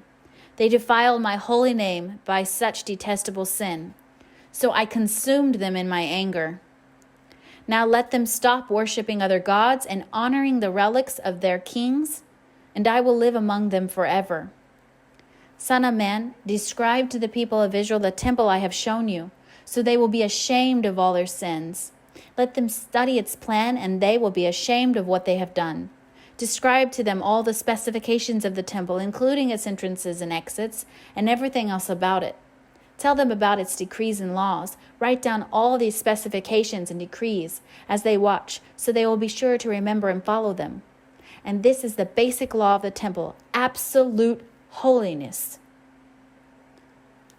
The entire top of the mountain where the temple is built is holy. Yes, this is the basic law of the temple. These are the measurements of the altar. There is a gutter all around the altar, 21 inches deep and 21 inches wide, with a curb 9 inches wide around its edge. And this is the height of the altar. From the gutter, the altar rises 3.5 feet to a lower ledge that surrounds the altar and is 21 inches wide. From the lower ledge, the altar rises 7 feet to the upper ledge that is also 21 inches wide. The top of the altar, the hearth, rises another 7 feet high, with a horn rising up from each of the 4 corners. The top of the altar is square, measuring 21 feet by 21 feet. The upper ledge also forms a square measuring 24.5 feet by 24.5 feet, with a 21-inch gutter and a 10.5-inch curb all around the edge. There are steps going up to the east side of the altar. Then he said to me, Son of man, this is what the sovereign Lord says. These will be the regulations for the burning of offerings and sprinkling of blood when the altar is built. At that time, the Levitical priests of the family of Zadok who minister before me are to be given a young bull for a sin offering, says the sovereign Lord. You will take some of its blood and smear it on the 4 corners of the altar, the 4 corners of the upper ledge and the curb that runs around the ledge. This will cleanse and make atonement for the altar. Then take the young bull for the sin offering and burn it at the appointed place outside the temple area. On the 2nd day, sacrifice as a sin offering a young male goat that has no physical defects. Then cleanse and make atonement for the altar again, just as you did with the young bull. When you have finished the cleansing ceremony, offer another young bull that has no defects and a perfect ram from the flock. You are to present them to the Lord, and the priests are to sprinkle salt on them and offer them as a burnt offering to the Lord. Every day for 7 days, a male goat, a young bull, and a ram from the flock will be sacrificed as a sin offering. None of these animals may have physical defects of any kind. Do this each day for 7 days to cleanse and make atonement for the altar, thus setting it apart for holy use. On the 8th day and on each day afterward, the priest will sacrifice on the altar the burnt offerings and peace offerings of the people. Then I will accept you. I, the sovereign Lord, have spoken. Chapter 44. Then the man brought me back to the east gateway and the outer wall of the temple area, but it was closed. And the Lord said to me, This gate must remain closed. It will never again be opened. No one will ever open it and pass through, for the Lord, the God of Israel, has entered here. Therefore it must always remain shut. Only the prince himself may sit inside the gateway to feast in the Lord's presence, but he may come and go only through the entry room of the gateway. Then the man brought me through the north gateway to the front of the temple. I looked and saw that the glory of the Lord filled the temple of the Lord, and I fell face down on the ground. And the Lord said to me, Son of man, take careful notice. Use your eyes and ears and listen to everything I tell you about the regulations concerning the Lord's temple. Take careful note of the procedures for using the temple's entrances and exits, and give these rebels, the people of Israel, this message from the sovereign Lord. O people of Israel, enough of your detestable sins. You have brought uncircumcised foreigners into my sanctuary, people who have no heart for God. In this way, you defiled my temple, even as you offered me my food, the fat and blood sacrifices. In addition to all your other detestable sins, you have broken my covenant. Instead of safeguarding my sacred rituals, you have hired foreigners to take charge of my sanctuary. So this is what the Sovereign Lord says: no foreigners, including those who live among the people of Israel, will enter my sanctuary if they have not been circumcised and have not surrendered themselves to the Lord. And the men of the tribe of Levi who abandoned me when Israel strayed away from me to worship idols must bear the consequences of their unfaithfulness. They may still be temple guards and gatekeepers, and they may slaughter the animals brought for burnt offerings and be present to help the people. But they encouraged my people to worship idols, causing Israel to fall into deep sin. So I have taken a solemn oath that they must bear the consequences for their sins, says the Sovereign Lord. They may not approach me to minister as priests. They may not touch any of my holy things or the holy offerings, for they must bear the shame of all the detestable sins they have committed. They are to serve as the temple caretakers, taking charge of the maintenance work and performing general duties. However, the Levitical priests of the family of Zadok continued to minister faithfully in the temple when Israel abandoned me for idols. These men will serve as my ministers. They will stand in my presence and offer the fat and blood of the sacrifices, says the Sovereign Lord. They alone will enter my sanctuary and approach my table to serve me. They will fulfill all my requirements. When they enter the gateway to the inner courtyard, they must wear only linen clothing. They must wear no wool while on duty in the inner courtyard or in the temple itself. They must wear linen turbans and linen undergarments. They must not wear anything that would cause them to perspire. When they return to the outer courtyard, where the people are, they must take off the clothes they wear while ministering to me. They must leave them in the sacred rooms and put on other clothes. They do not endanger anyone by transmitting holiness to them through this clothing. They must neither shave their heads nor leave their hair grow too long. Instead, they must trim it regularly. The priests must not drink wine before entering the inner courtyard. They must choose their wives only from among the virgins of Israel or the widows of the priests. They may not marry other widows or divorce women. They will teach my people the difference between what is holy and what is common, what is ceremonially clean and unclean. They will serve as judges to resolve any disagreements among my people. Their decisions must be based on my regulations, and the priests themselves must obey my instructions and decrees at all the sacred festivals, and see to it that the Sabbaths are set apart as holy days.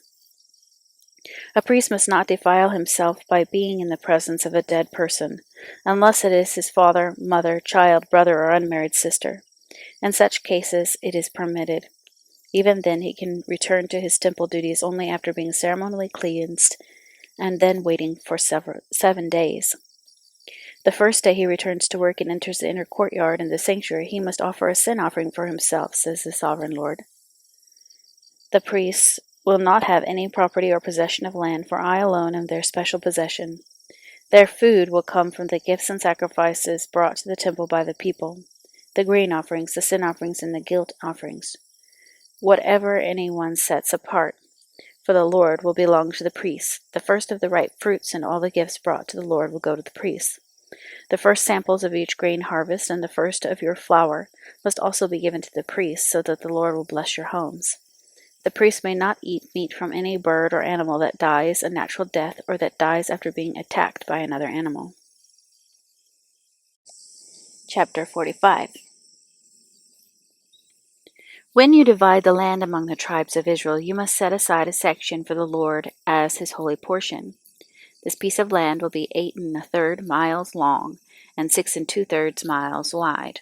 The entire area will be holy. A section of this land measuring 875 feet by 875 feet will be set aside for the temple.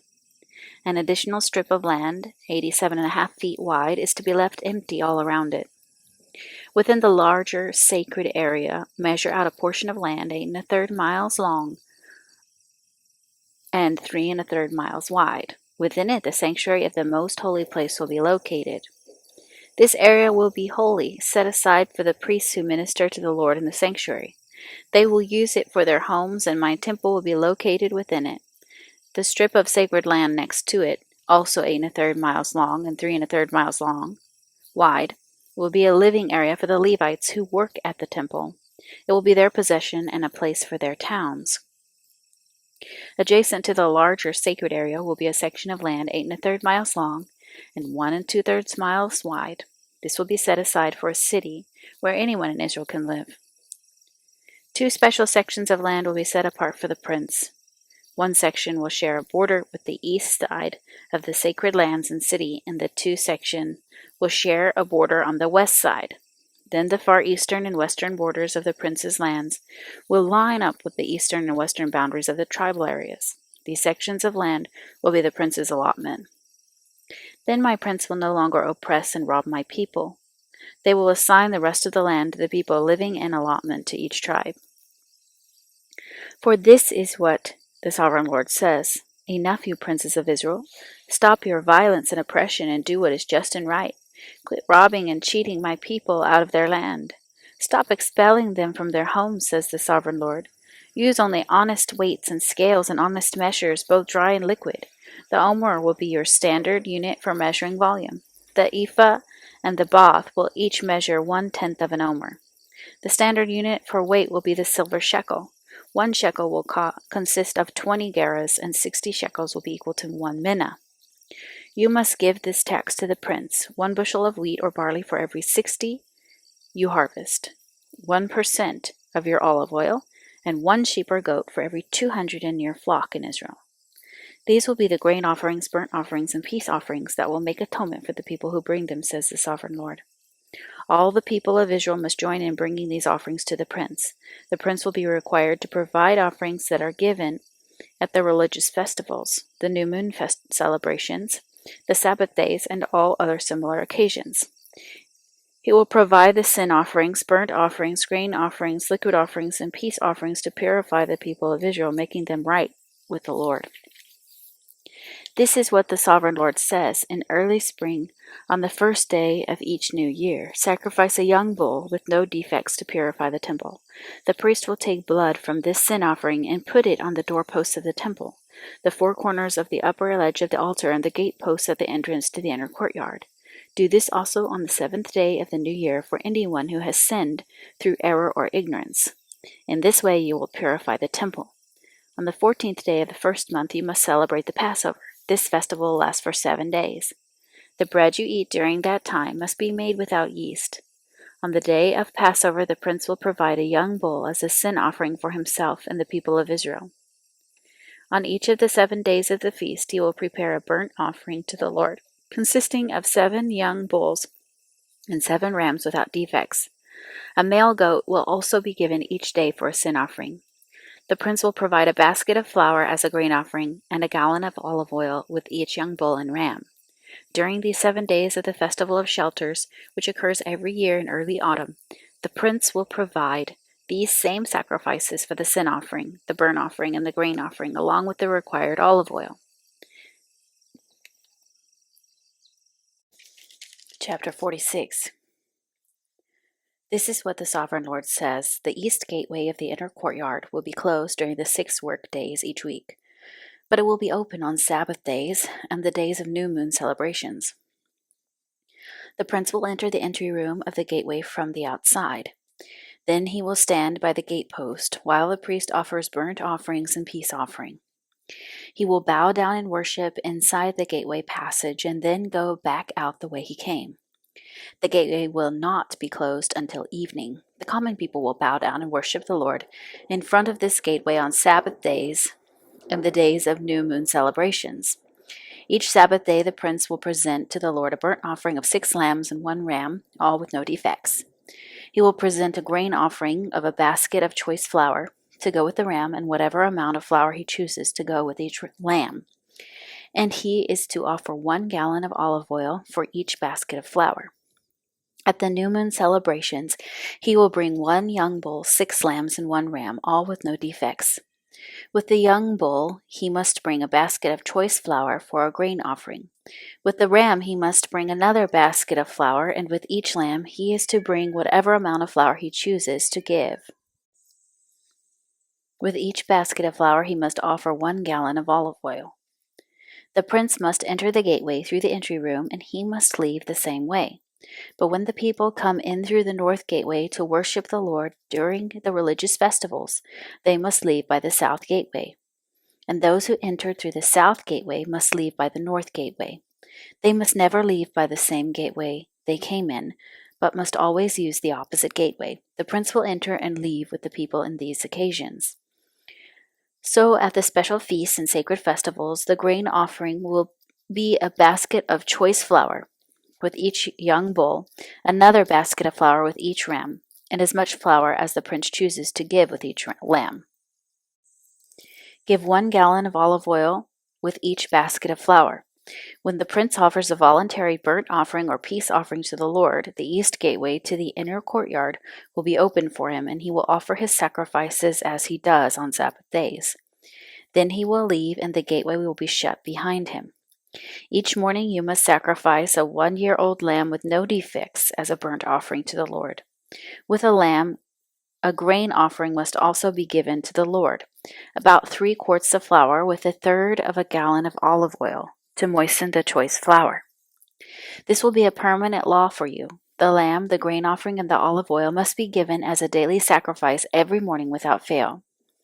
This is what the sovereign Lord says. If the prince gives a gift of land to one of his sons as his inheritance, it will belong to him and his descendants forever. But if the prince gives a gift of land from his inheritance to one of his servants, the servant may keep it only until the year of Jubilee, which comes every 50th year. At that time, the land will return to the prince, but when the prince gives gifts to his sons, those gifts will be permanent. And the prince may never take anyone's property by force. If he gives property to his sons, it must be from his own land. For I do not want any of my people unjustly evicted from their property.